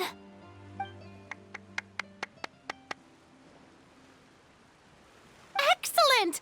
That was beyond mesmerizing. Even I didn't expect this scene to go so well. And we got it in a single take. All right, everyone. We've got a wrap for Tulip and Iris. Congratulations, Ayaka and Chevreuse! Thank you. I didn't expect our parts to wrap so quickly. I wish I could savor the experience for just a bit longer. Paimon totally understands. Paimon's not ready to say goodbye to the clapperboard either. Filming has really been a lot of fun. You were great too, Chevreuse. The way you said, long-awaited justice. It gave Paimon chills. That is indeed my favorite line in the whole book. I still remember trying to act it out in my room the first few times I read it. Whoa, Paimon would have never guessed you're that type. Who doesn't like stories where the guilty are punished and justice prevails over evil? Don't forget, I'm the captain of the Special Security and Surveillance Patrol. Captain, I have something urgent to report. Please excuse me, everyone. I'll be back in just a moment. It's okay, don't worry about us.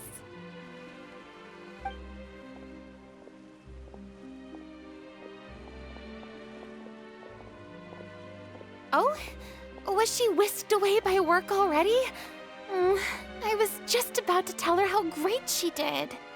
It seemed like some urgent official business. Then perhaps we should thank the stars that we were able to wrap both of your parts so quickly today. Switching around the filming schedule would have been a real pain. Anyway, I actually came over to let everyone know that we're all done for today. You can go home and get some rest.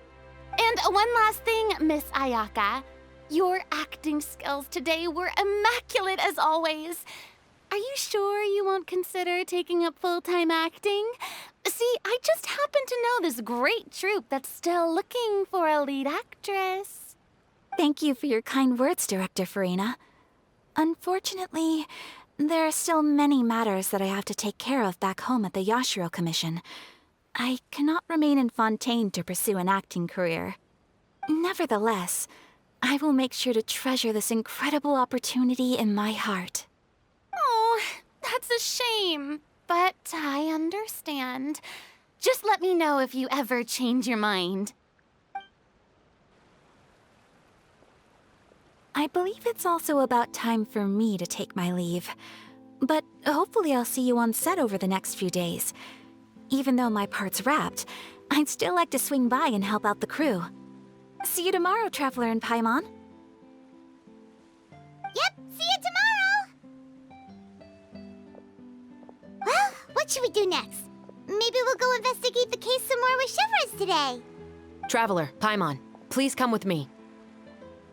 Huh? Where are we going?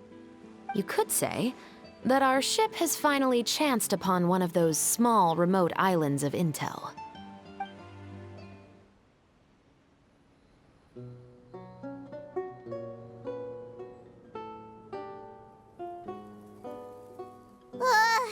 Paimon's exhausted.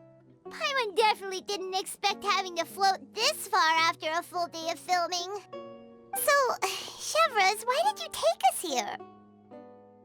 Affirmative. It wasn't anything conclusive, but it should show us a clear way forward. Have you ever heard of someone by the name of Emily? Oh, you mean that famous perfumer? She's a good friend of mine. She's lent me her aid several times in the past to resolve some difficult cases. After I discovered the rainbow rose at the scene of the murder, I sent it to her. After all, she's probably the foremost expert on flowers and scents in all of Fontaine. And then? There was nothing remarkable about the flower or the trace amounts of soil left on it. But according to Emily, the rainbow rose left by the killer was derived from a very rare cultivar. Huh. Paimon didn't know that there were different varieties of rainbow rose. Paimon just thought they grew everywhere in the wild. Flowers that are deliberately cultivated will always show some different features from those that bloom in the wild. We already knew that the rose left at the scene belonged to a special cultivar, but with Emily's expertise, we were able to pinpoint the place where it was first picked from. Oh, Paimon gets it now. So whoever first planted that rainbow rose was probably the killer. Precisely. And after we checked what we learned against some sales records from the past, we discovered that there's only one person in all of Fontaine who could grow and sell this specific cultivar. Really? And who is it? It's the novelist. But didn't you say he had an alibi? To be clear, I haven't changed my mind about him. I still don't think he was the one who pulled the trigger. However, that doesn't mean the true culprit never visited him at his home or never purchased a rainbow rose from his garden. Whatever the case, we will have to confirm a number of things with him. So you mean the next place we need to go is... Yes, we're going to pay him a visit at his home. That should be his house. There are so many Gardamex stationed around the place. That's pretty unusual, right? According to what he told me last time we spoke, he hired them so he won't be harassed or disturbed. Huh. So there are a lot of flowers in his garden, but Paimon doesn't think we'll be able to pick one without alerting the Gardamex. Right, which is exactly why I think there has to be a special connection between him and the killer. So, should we knock? Just wait here for now. I'd like to take care of a number of those Gardamex first. But they're so far away. How are you planning to do that? Don't forget, Paimon, I'm actually the real-life captain of the Musketeers. All clear. Let's go. Wait! Paimon's a little nervous now that we know he could be the killer. Can we go over our plan of action again? I'll go knock on the door and make sure it's safe inside. Once we're sure that we're in the clear, I'll ask him to come with us for a quick round of questioning at the guard's headquarters. But can't we just arrest him? We still have no evidence that he's the killer, or that he lent the killer any direct aid. Still, it would be appreciated if you could pick a rainbow rose from his garden for me while I'm talking to him. It'll help the Marechaussee Phantom confirm Emily's theory. Sure, no problem. Just be careful, Chevreuse.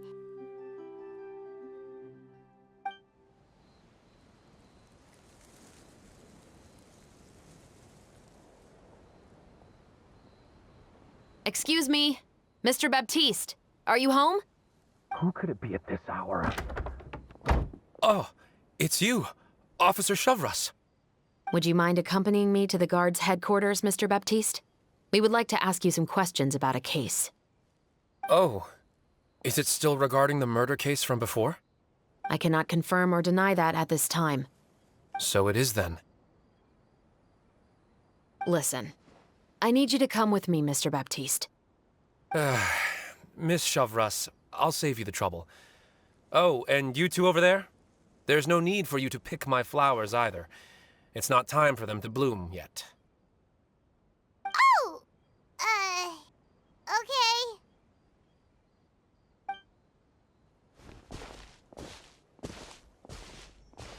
By saving me the trouble, you mean...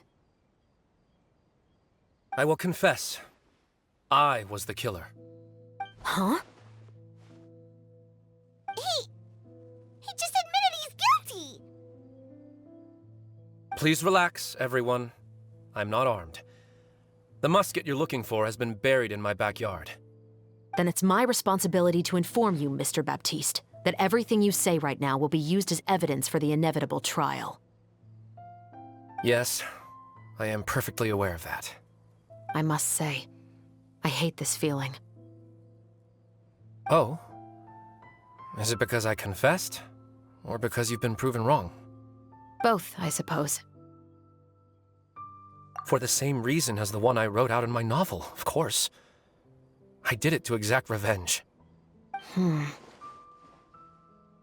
I know you haven't figured out the link between the two of us. Had you done so, I'd have been taken away to the headquarters a long time ago. But that won't stop me from always remembering his grotesque face. After all, he was the one who killed my mother. Your mother is still healthy and well. You know, I was adopted as a child. I was referring to my birth mother. That was never recorded in the orphanage's records. Please forgive a 6-year-old child for concocting some lies to protect himself after watching his mother die right in front of him. So, your novel, it was like a record of your life? No, of course not. It was a work of fiction with many embellished parts. But I am indeed the illegitimate son of a wealthy and influential man who abused his power to murder my mother. That part was 100% real. But the man you killed didn't have a Mora to his name. He was a hired assassin. An irredeemable beast who sank his fangs into a defenseless woman just for a few bags of Mora. But if that's really the truth, you wouldn't be telling us any of this now. You still haven't managed to take revenge against your father, the true mastermind behind it all. I never thought I'd hear that kind of thing from the captain of the Special Security and Surveillance Patrol. I'm simply skeptical about your motives. It's simple, really. I've grown tired of everything and don't want to shoulder this burden anymore. You may have considered me too soft to pull the trigger. Well, as it turns out, you are exactly right. I've become overwhelmed by the aftermath of the murder. So you're going to call a stop to your revenge, just like that? The true mastermind is too rich and too powerful for me. I've accepted that I will never be able to avenge my mother alone. And so what? The characters in your book never gave up. Now, Officer Chevreuse, I'm the one who has killed a man, aren't I? Are you trying to convince me to commit another crime? What's your father's name? How do you plan to prove the veracity of all of your claims? Well, I'd like to speak with you privately. Sure. Why don't we speak privately at the guard's headquarters? No, it has to be here. I must ensure that we won't be overheard. Fine. Let's talk here. When I said won't be overheard, I meant by anyone. I would like to speak with you and you alone.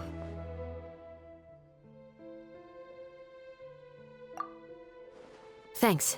I appreciate it. Please stay safe, Chevreuse.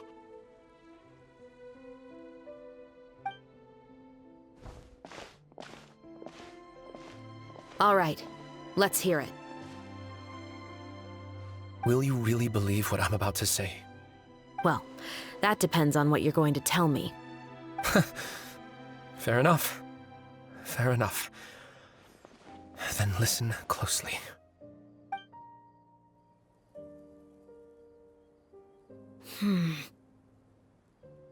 So that's how it's all connected. So, it seems you believe me after all. Do you want me to go public with this? No, of course not. At least, not right now. Then why did you bother telling me? You've read my work. What do you think? Even if you were to go public with all of this right now, he'd simply deny everything. It's been too long. Almost 20 years. Anything that could be used as evidence has long faded away. Even if there might have been a solitary island of truth once upon a time, it has long sunk beneath the waves by now. Justice will never find him. Not if you don't try. I know that as the captain of the Special Security and Surveillance Patrol, you will always stand on the side of justice. But do you really think a cushy life in prison really constitutes justice for him? I bet he could lead an extremely comfortable life in the fortress of Meripede. What are you trying to say? I've been observing you from a distance. Your portrayal of the Musketeer was exquisite. Pull the trigger of justice against him. Let the villain get what he deserves. You want me to let you go so you may complete your revenge? No, Officer Chevreuse. I know that would be impossible. No. What I'd like is for you to perform the deed on my behalf. Oh, Chevreuse sure is taking her time. What could they be talking about anyway? Oh, Paimon's worried. What if he decided to attack her? Oh, you do have a point. Still, do you have any idea who the rich person might be? And why the novelist doesn't want us to hear what he's saying to Chevreuse? Sorry to keep you waiting, you two. Hey, how did your talk go? I've already sent someone to escort Baptiste back to the headquarters for questioning. He wasn't lying about the musket. It was indeed buried in his backyard. But what about the name? Did he tell you the name of the rich guy? Yes, he did. But for now, I have to return to the Special Patrol. There are still a few loose ends I need to tie up.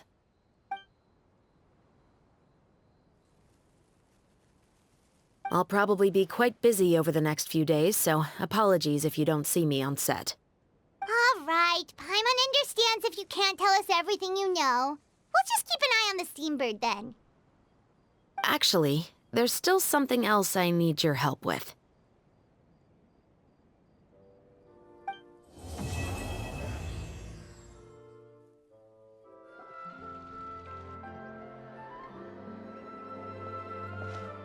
Good morning! Hayaka and I were just talking about you. Is Chevreuse still not joining us today? Probably not. We haven't seen her either. Huh? That's such a pity.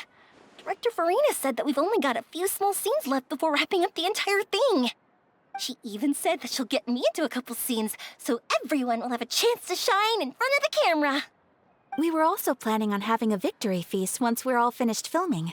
You can join us, right? If only Chevreuse was here.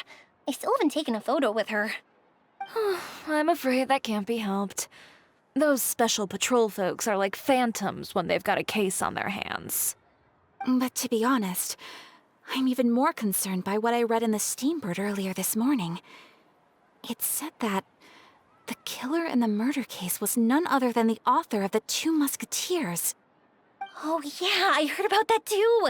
He came forward and confessed his crimes, but gave no explanation as to why he pulled the trigger. We didn't know about this case at all when we joined the film. Is it going to affect the reception of our work? From a pure publicity standpoint, this will draw a lot more attention to our film. I have to say, though, that no director can be perfectly comfortable with garnering attention through means other than artistic skill. To be fair, I feel like that ship sailed the moment you allowed yourself to be named as the director on our posters. It's not my fault that I'm super popular. What was that saying again? My popularity has, Sunk to an all-time low? spread to the four corners of Teyvat.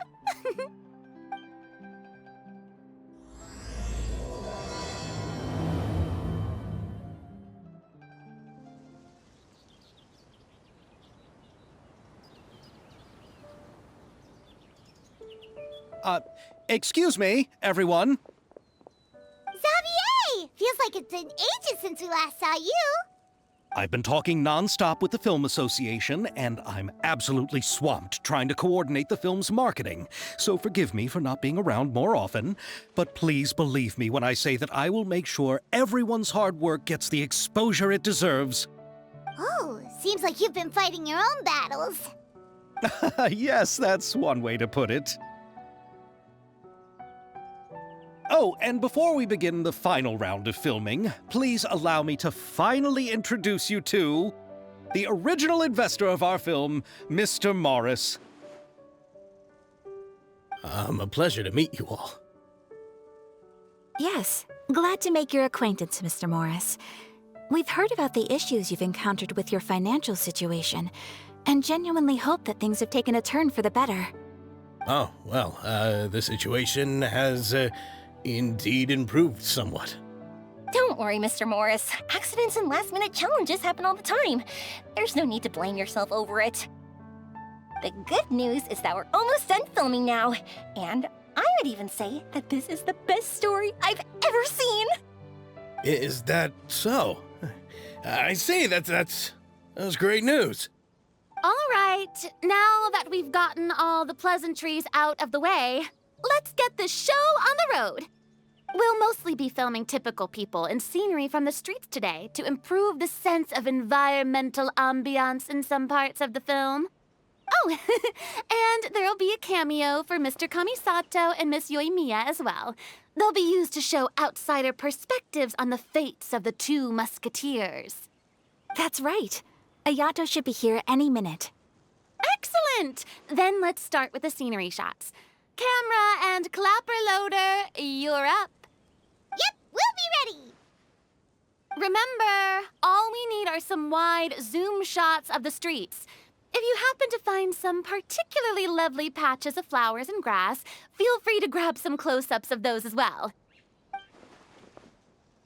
Ready? Lights!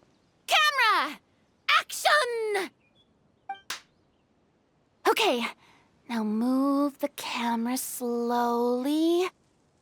Try to focus on that flower. What's wrong? Just adjust the focal length a bit. Something the matter? Huh? But wasn't it working fine for all the days before? Veronique, can we try a different camera? No problem. How about this one? All right, let's give it another try. Lights! Camera! Action!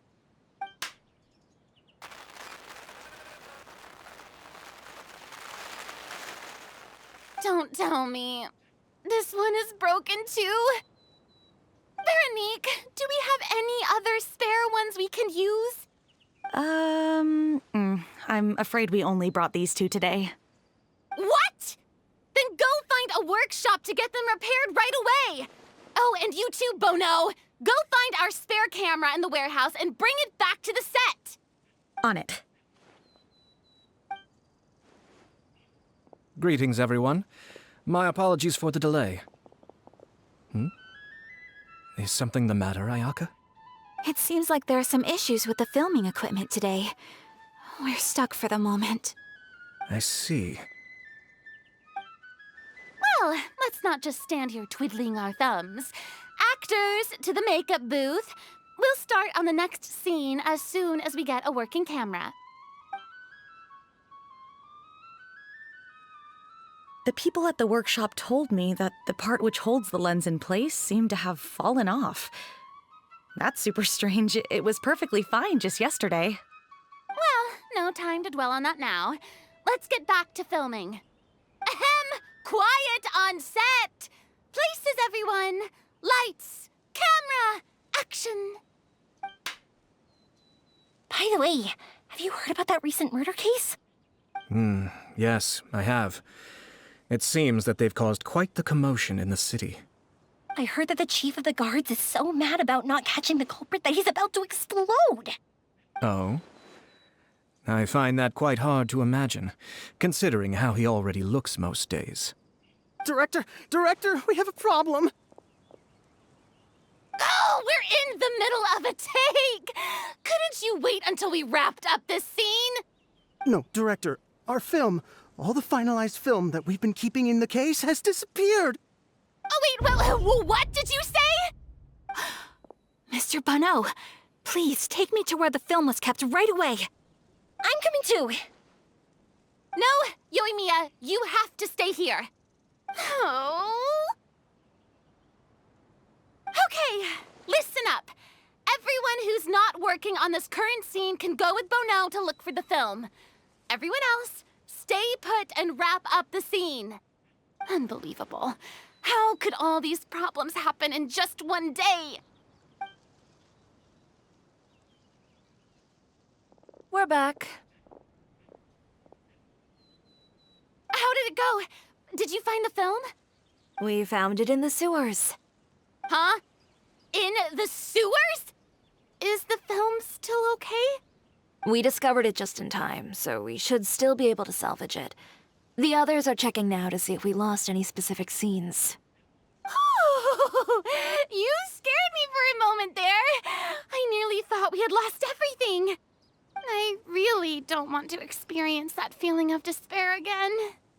Okay, but who could have stolen the film and dumped it there?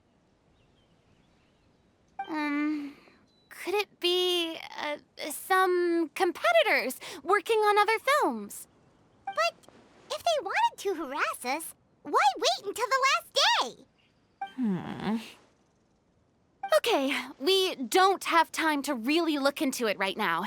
Let's strike while the iron is still hot and wrap this thing up once and for all. Yeah, let's finish it.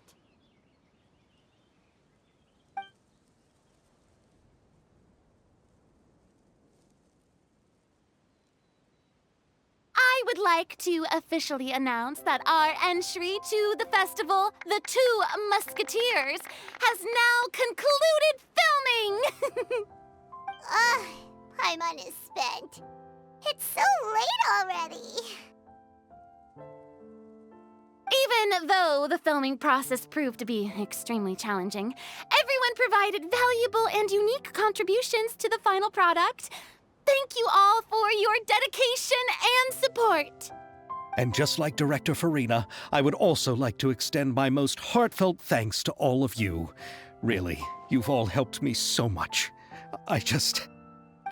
All right, let's save the awards speech for later, and hopefully also get some rehearsals in before the real thing.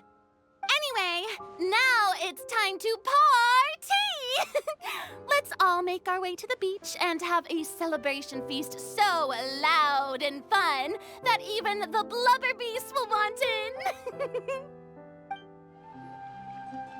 Hey, Ayato! How's your work been going? Everything went rather smoothly. Thank you for your concern. Ayato told me that we've already confirmed the dates for some Inazuma Fontaine cultural exchange events. So the next time we visit, we'll be doing so in our capacities as the representatives of the Yashiro Commission. Oh, that's great! Then maybe Paimon will be able to find Fontaine detective novels in Inazuma from now on. Oh, wait. Wouldn't Yaimiko get upset if that happens? That would be stealing some of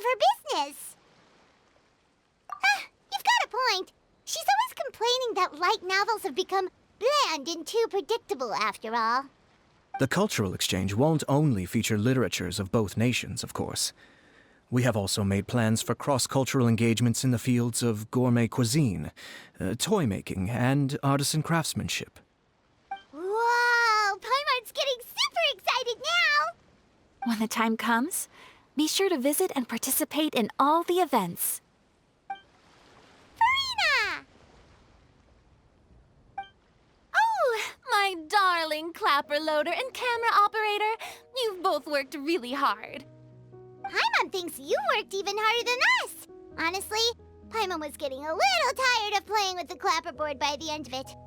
Worst of all, Paimon started having dreams of you shouting, "Lights, camera, action!" into Paimon's ears. The actual dream can't even start until you've yelled that! Hey, if anything, shouldn't I be more grand and delightful than your dreams? We've been through so much together, and that's how your brain remembers me? That's not Paimon's fault. We've just used the clapperboard too much lately. Anyway, what's most important is that we've wrapped the film. I'm pretty confident that we'll take first prize. Hey, no need to mention the official name. Wait, now that you mention it, if we did win the prize, would Furina just get a statue of herself? Come on, I don't need that kind of attention. Zavier can accept the reward on our behalf. But just imagine! Furina accepting the Furina Award and holding a Furina statue. I'm going back to my dessert now. You all can keep discussing that on your own.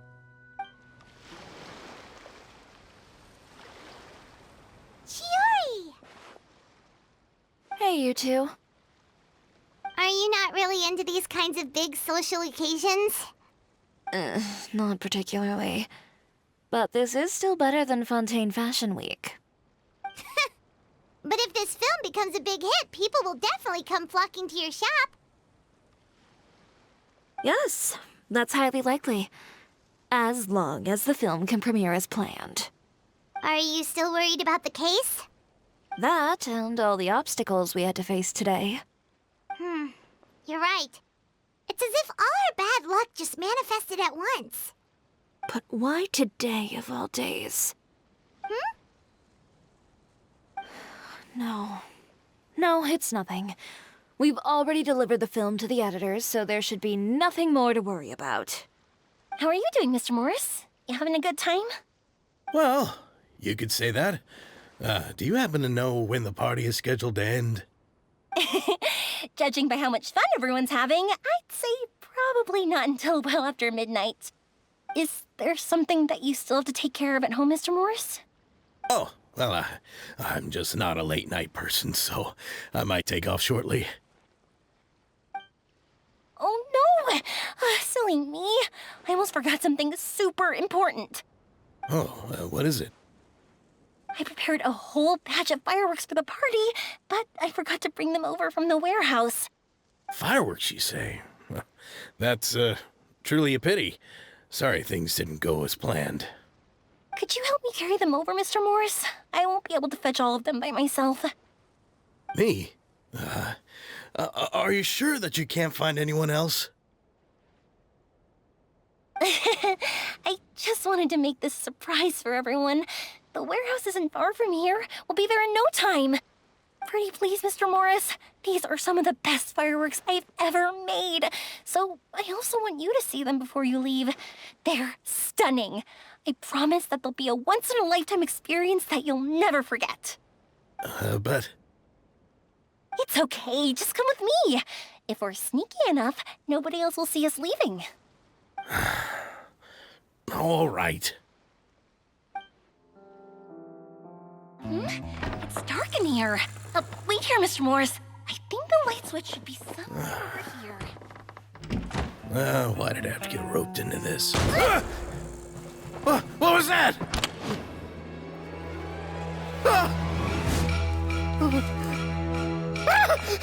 Who's there? Get me out! Get me out of here! Did you really think you'd get away, Morris?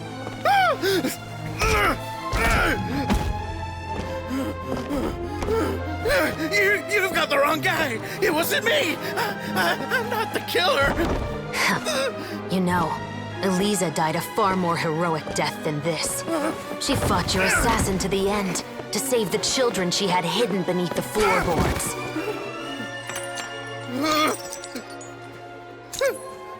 That is Eliza's pendant. The one with a photo of you two inside. The one you gave her. Ring any bells? It's a fake! It has to be! There's no way! No way your assassin didn't destroy it, you mean?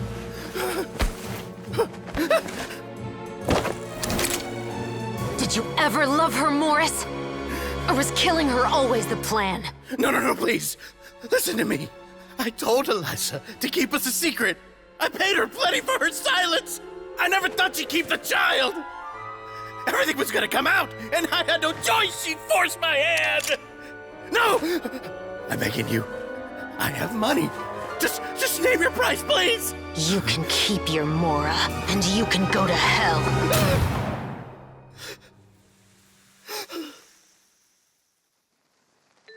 I'm Captain Chevreuse of the Special Patrol. Morris, you're under arrest for Eliza's murder. Huh?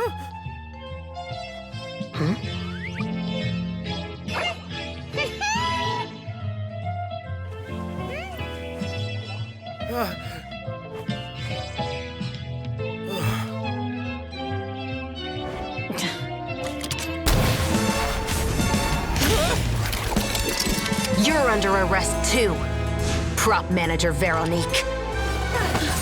Or perhaps I should call you the Second Musketeer.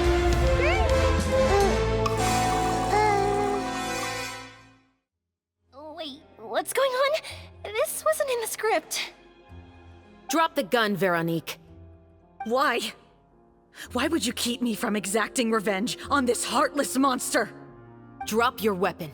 This is my final warning.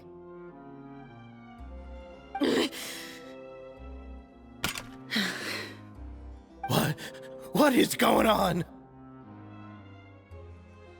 Do I have to spell it out for you, Morris? Everything that took place just now was staged to get you to confess the truth. But this last part is all improv, of course.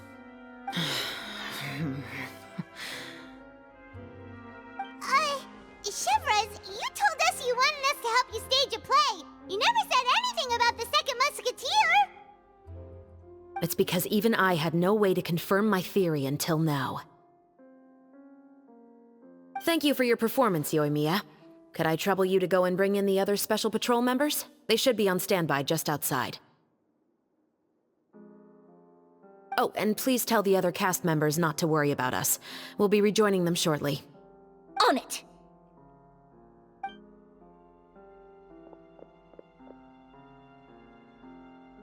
So what do you think, Morris? Care to talk about what happened 20 years ago? My patience is limited, you know. Don't force me to take you back to the interrogation room. I'd wager that you wouldn't last for more than a minute in there. With the recording we made, you have no chance of winning in court. Cooperating with us now is the most practical move. All right. I'll talk. I hired an assassin to murder Eliza. She once worked as a maid on my family's estate. She was very beautiful, and after some time I fell for her. We kept our relationship a secret and carried out an affair for some time, but it wasn't long before she became pregnant. And if my parents ever found out, they would have stripped me of my inheritance and status, driven me out of my home. I also didn't expect Eliza to insist on bringing the pregnancy to term. She even asked me to leave my family and travel far, far away with her. She believed that you were truly in love with her. I didn't have a choice. I gave her a large sum of Mora, told her to leave the family and to get rid of the baby. But then years later, she sent me a letter. There were photos of 2 children, and she even asked if I could find some time to visit them. Huh? 2 children? Paimon thought Baptiste was the only... Even if she had the children against your will, you could have just ignored the letter entirely. Why kill her? I had just gotten engaged to be married to an heiress from another wealthy family. So if anyone were to find out about Elisa, my life would be completely ruined. I didn't have a choice. No. You always had a choice. You just made the wrong choice. Again. Do you know how it feels to watch your mother be killed right in front of you? My brother and I were hardly even school age yet. We were hidden beneath the floorboards, grasping each other's hands like a lifeline. We were so terrified that we didn't even know we could ever take a breath. All we could do was to watch Mother try to fight back, and then collapse to the floor. Even after the assassin left, we were still too terrified to leave our hiding spot. We thought that he might come back. It was only until the next evening when we finally climbed out and gathered around our mother. But she had already become cold and stiff to the touch. You made up your mind right then and there to bring this case to light. Not only that, we resolved to get our revenge. And that's why you became the Musketeers. No, that's why I became a Musketeer. The man from before was also killed by me. My brother had nothing to do with it. I figured as much. You did? I once told these two that he didn't look like a killer to me. His confession from that night also rubbed me the wrong way. I think what really tipped me off was, how could I not feel a sense of regret in him? Huh? He confessed faster than any criminal I've ever met, but he didn't say a single word about you. He insisted that he was the sole perpetrator in the case. But after the questioning ended, I disassembled the musket we dug up from his backyard, put it in front of him, and told him to reassemble it. Wanna guess how far he got? He had no idea where to even start. He's never touched a gun in his life. Based on that, I determined that he was not acting alone. He only surrendered himself to draw our attention and create a moment of opportunity for his partner. So, I decided to play along. And as expected, the second musketeer followed us without hesitation once she saw Morris get separated from the rest of the cast. Besides, why else would he call the novel The Two Musketeers? But how did you know it was Veronique? I figured it out the moment Baptiste told me his father's name. That so-called financial crisis was all just a ruse. He just wanted to sign up as the investor and then leave the film without any source of funding. After all, he has a vested interest in minimizing the reach of this story. It's really just the same thing as what he did to Elisa all those years ago. Human scum. But then Zavier pulled out all the stops and got the film made against all odds. Morris couldn't have that. With the killer in custody, he figured it was safe to act. And so he came to visit the set today, just as I expected. Wait, so you were behind all those mishaps today?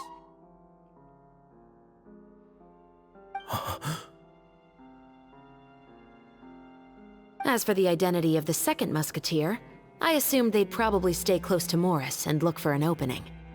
And if they already knew that Morris was the film's investor, then that narrowed the list of potential suspects as well. Furthermore, being the props manager would allow the culprit to avoid scrutiny by purchasing mechanical parts in the name of the crew. With that hypothesis in mind, I went back to check Baptiste's orphanage adoption records. Guess whose name I saw on the same page, just a few lines from his. My brother. He trusted you. As in, he trusted me to perform the deed on his behalf? He trusted you to stand on the side of justice. I am. I thought you could do it as well. Oh, the look on your face when you told him to go to hell. I really thought you'd put a bullet in his brain. You know what he has done. Are you telling me that you'd rather see him spend the rest of his life living like a king in the fortress of Meripede? I will never be able to forget the feeling of my mother's cold, lifeless hands. And you would call this ending fair? Is this what you call justice? I won't lie, Veronique. I did hesitate when your brother first told me about the truth. I wondered. I agonized over whether I should really put a bullet in his head. So why don't you? Because that should never be how justice is carried out in this world. Perhaps, to you, justice is simply reciprocated. An eye for an eye, and a life for a life. But everyone has their own understanding of justice. If everyone were to pursue their own definition of it, there would be no more order in this world. Today, you'll kill Morris, and tomorrow, his children may come for you. The world cannot render judgments based on a desire for revenge. That will only lead to a cycle of revenge, as well as the destruction of order and civilized society. Fontaine is founded on a set of laws and a standardized code of justice. That is why we are the nation of justice. But with all that said, I will promise you this. Morris will not lead a cushy life in the fortress of Meripede. Chevreuse, the rest of the Special Patrol is here. Thank you so much, Yoimiya. Letelier, Terena, please take them away.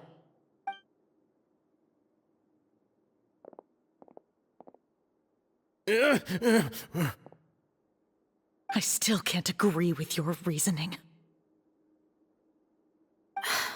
I know. Justice has not been delivered. At least, not today.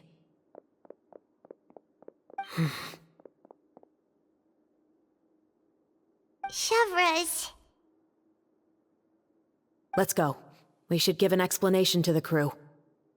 Thank you for your concern. I'm fine. I'm just thinking about the things in life that have driven people to take justice into their own hands.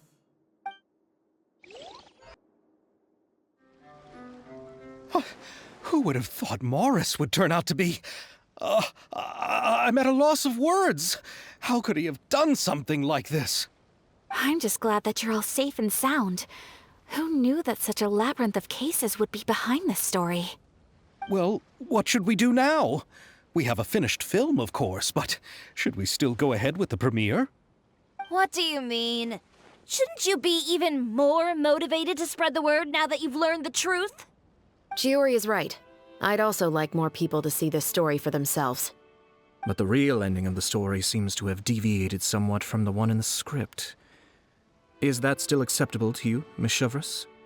The call is yours. We still have time to reshoot an ending if that's what you'd like. No, it's fine as is.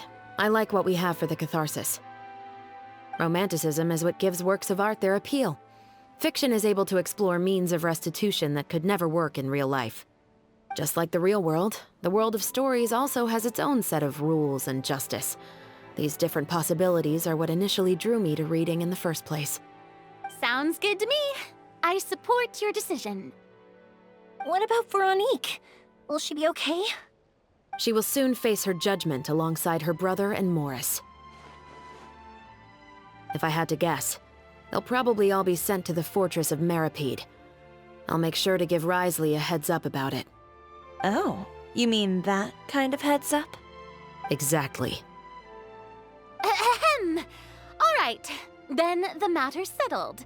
Now that everything's been taken care of, there's no reason for us to keep looking all gloomy and grumpy. Let's get back to the feast and enjoy each other's company. We'll be starting the post-production process tomorrow. You should join us, Chevreuse. You missed the first few hours of the party, didn't you? All right. Count me in. Then I'll wait for you over there. There's still some good news that I'd like to share with Chevreuse. Traveler, Paimon, could you wait for me by the sea after the party ends? I'd like to go on a brief walk with the two of you. Thank you very much.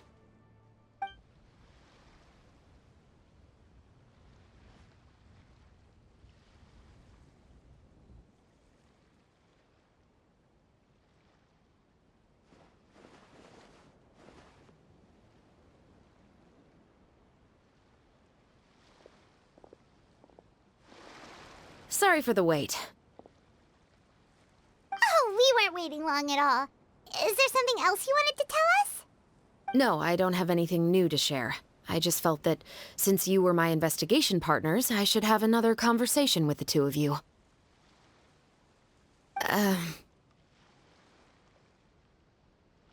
Traveler, how would you have responded to Baptiste's request if you were in my shoes? Is that so? Well, thanks for sharing. When I was young, my father often took me here to swim. We'd come rain or shine, even when it was freezing cold. He told me that swimming was the best activity to train one's strength of will.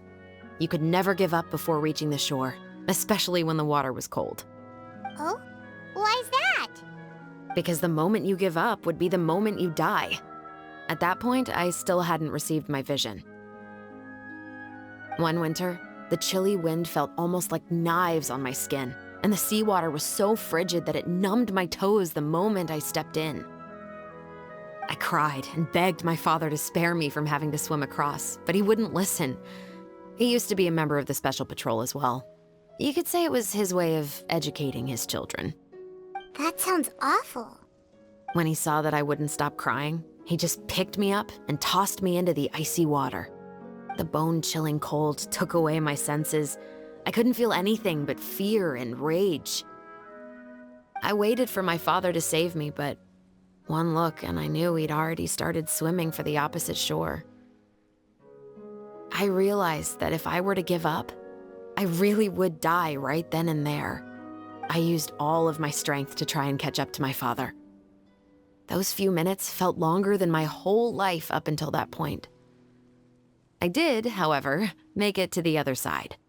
I've never felt afraid about anything in my life after that, nor have I ever cried again.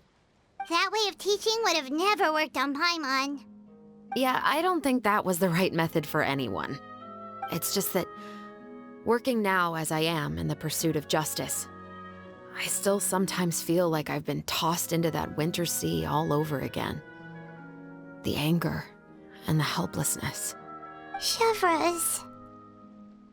But the worse I feel, the more I know to never give up. The alternative would be to forever lose myself among the waves. Anyway, how about a race? Neither of us will drown, but we can still see who swims faster. You guys go ahead! Paimon will grab the clapperboard to mark the start of the race. Oh, that felt good. You were so fast in the water, Chevreuse! You were swimming even faster than Paimon can fly! So, about the Special Patrol, did you join because of your dad? Partly, but I'd say I was more inspired by the heroes I read about in stories growing up. Oh, so it's due to your love of stories. Of course, it was only after I joined the Special Patrol that I learned that truth is often stranger than fiction. Come on, let's walk a bit more.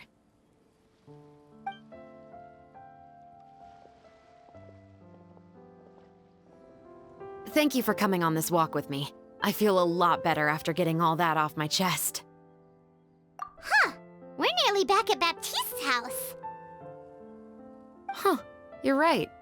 I didn't realize we were so close. He really did plant a lot of flowers.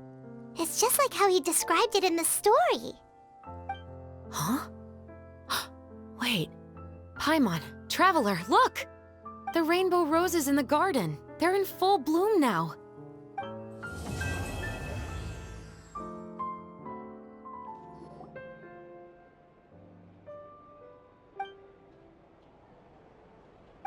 Zavier, it's been a while. Hey there, you two! Sorry I've been scarce. I've been buried in marketing and preparing the film for release ever since we wrapped post-production. The award ceremony is today, right? Paimon wonders if we'll win the Furina award. I'd give it a 90% chance.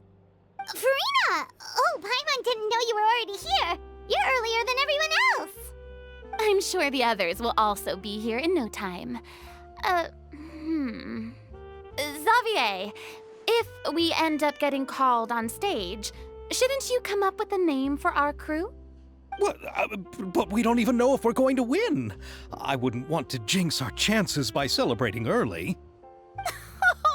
Just open your eyes! Surely you've seen the audience's reactions to our film. We've had nothing but critical acclaim. You've also had conversations with the Opera House's operating staff, right? Didn't they want to increase the number of showings? With the mora you've made from the box office, you can now open your very own film company. But that's all credit to my amazing crew. You've all helped to make this a reality, so I can't be the only one asked to come up with a name. Well, give it some thought. I'm sure the crew will respect your choice. All right, but before that, Traveler and Paimon, could I trouble you to quickly pay a visit to the Fortress of Meripede? Huh? But shouldn't we stay for the award ceremony? I wanted to ask you two to invite Chevreuse to join us at the ceremony. She's one of the lead roles, after all. I haven't been able to find her recently, so I haven't had the chance to invite her personally. According to the papers, the culprits of the Musket murder case will be personally escorted today by the captain of the Special Patrol to the Fortress of Meripede. Oh, Paimon gets it now. Yep, just wait here, Zavier, and maybe try to come up with a few snappy-sounding names. All right, then I'll leave you to it. This is as far as I'll be taking them. I'll leave the three of them to you now. Got another errand to run? Something like that. I'm expected at a party. Now that's something you don't hear every day. Found a new pastime? No, it's just a special occasion. Chevreuse! Risley!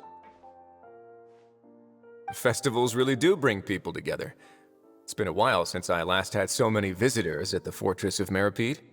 Call it the festival spirit, I guess. Yeah, you could say that. Even our head nurse has gotten herself all worked up preparing super deluxe nutritious shakes.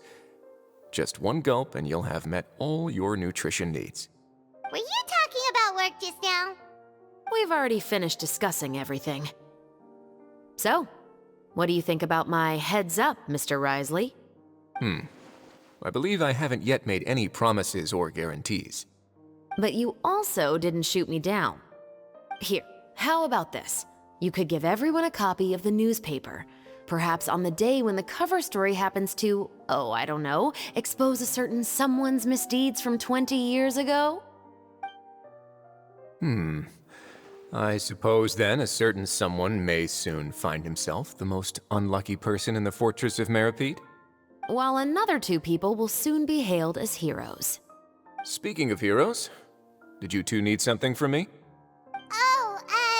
Actually, we're here for... You're here to invite me to the party, right? Don't worry, I didn't forget. Ooh, then let's head back right away! See you, Risley! Happy Fontinalia Festival! And the same to you. And the winner of the Furina Award for the first Fontinalia Film Festival is... the Two Musketeers!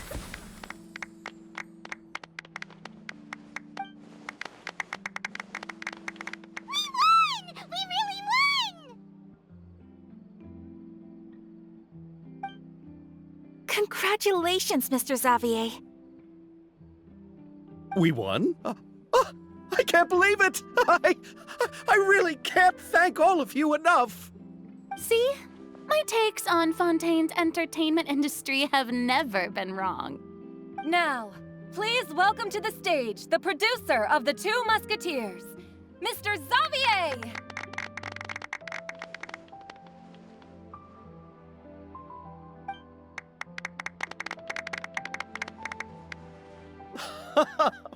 Thank you! Thank you all so much for your recognition and support. While I'm up here, I would love to give special thanks to... Time really flies, huh? It certainly feels that way. It feels like it was only yesterday when you were teaching me to hold a musket. Will you come back to Fontaine again? Of course! I'm very fond of this city. There are so many novel and interesting things that it's been hard to keep track of them all. But how about you? Would you be interested in visiting Inazuma? I can't say the thought has crossed my mind before, but I'd be willing to consider it now. I will be eagerly awaiting your visit. It would be wonderful if you could visit my home and enjoy a taste of our tea and desserts. Yeah, let's keep in touch. Did you accomplish all you came here for? Yes. And you should visit Inazuma again sometime. How has Ogura and her business been? To my knowledge, she's doing quite well. Tell her I said hi. I certainly will. I heard the thunderstorm has stopped. Yes, and the war has also been brought to an end. Peace and prosperity has returned to the islands. I quite like the sound of that. Perfect for hanging textiles out to dry. I'd like to offer my thanks again to the entire cast and crew. Without you, I would have never completed this film, much less had the opportunity to be standing on this stage. With the support of my entire crew, I would like to officially announce our film company, Musketeer Pictures. That has a really nice ring to it. Then in that case, let's please welcome all the members of Musketeer Pictures onto the stage for a commemorative photo. Oh, Paimon didn't know we'd also be taking pictures. Director Furina, I believe you are the most deserving person to raise this trophy. Huh? No. There's no need. It's so embarrassing. It's an honor the director deserves. Yes, I agree. Just accept that you're not getting out of this. Ready, everyone? 3, 2, 1. Musketeer Pictures!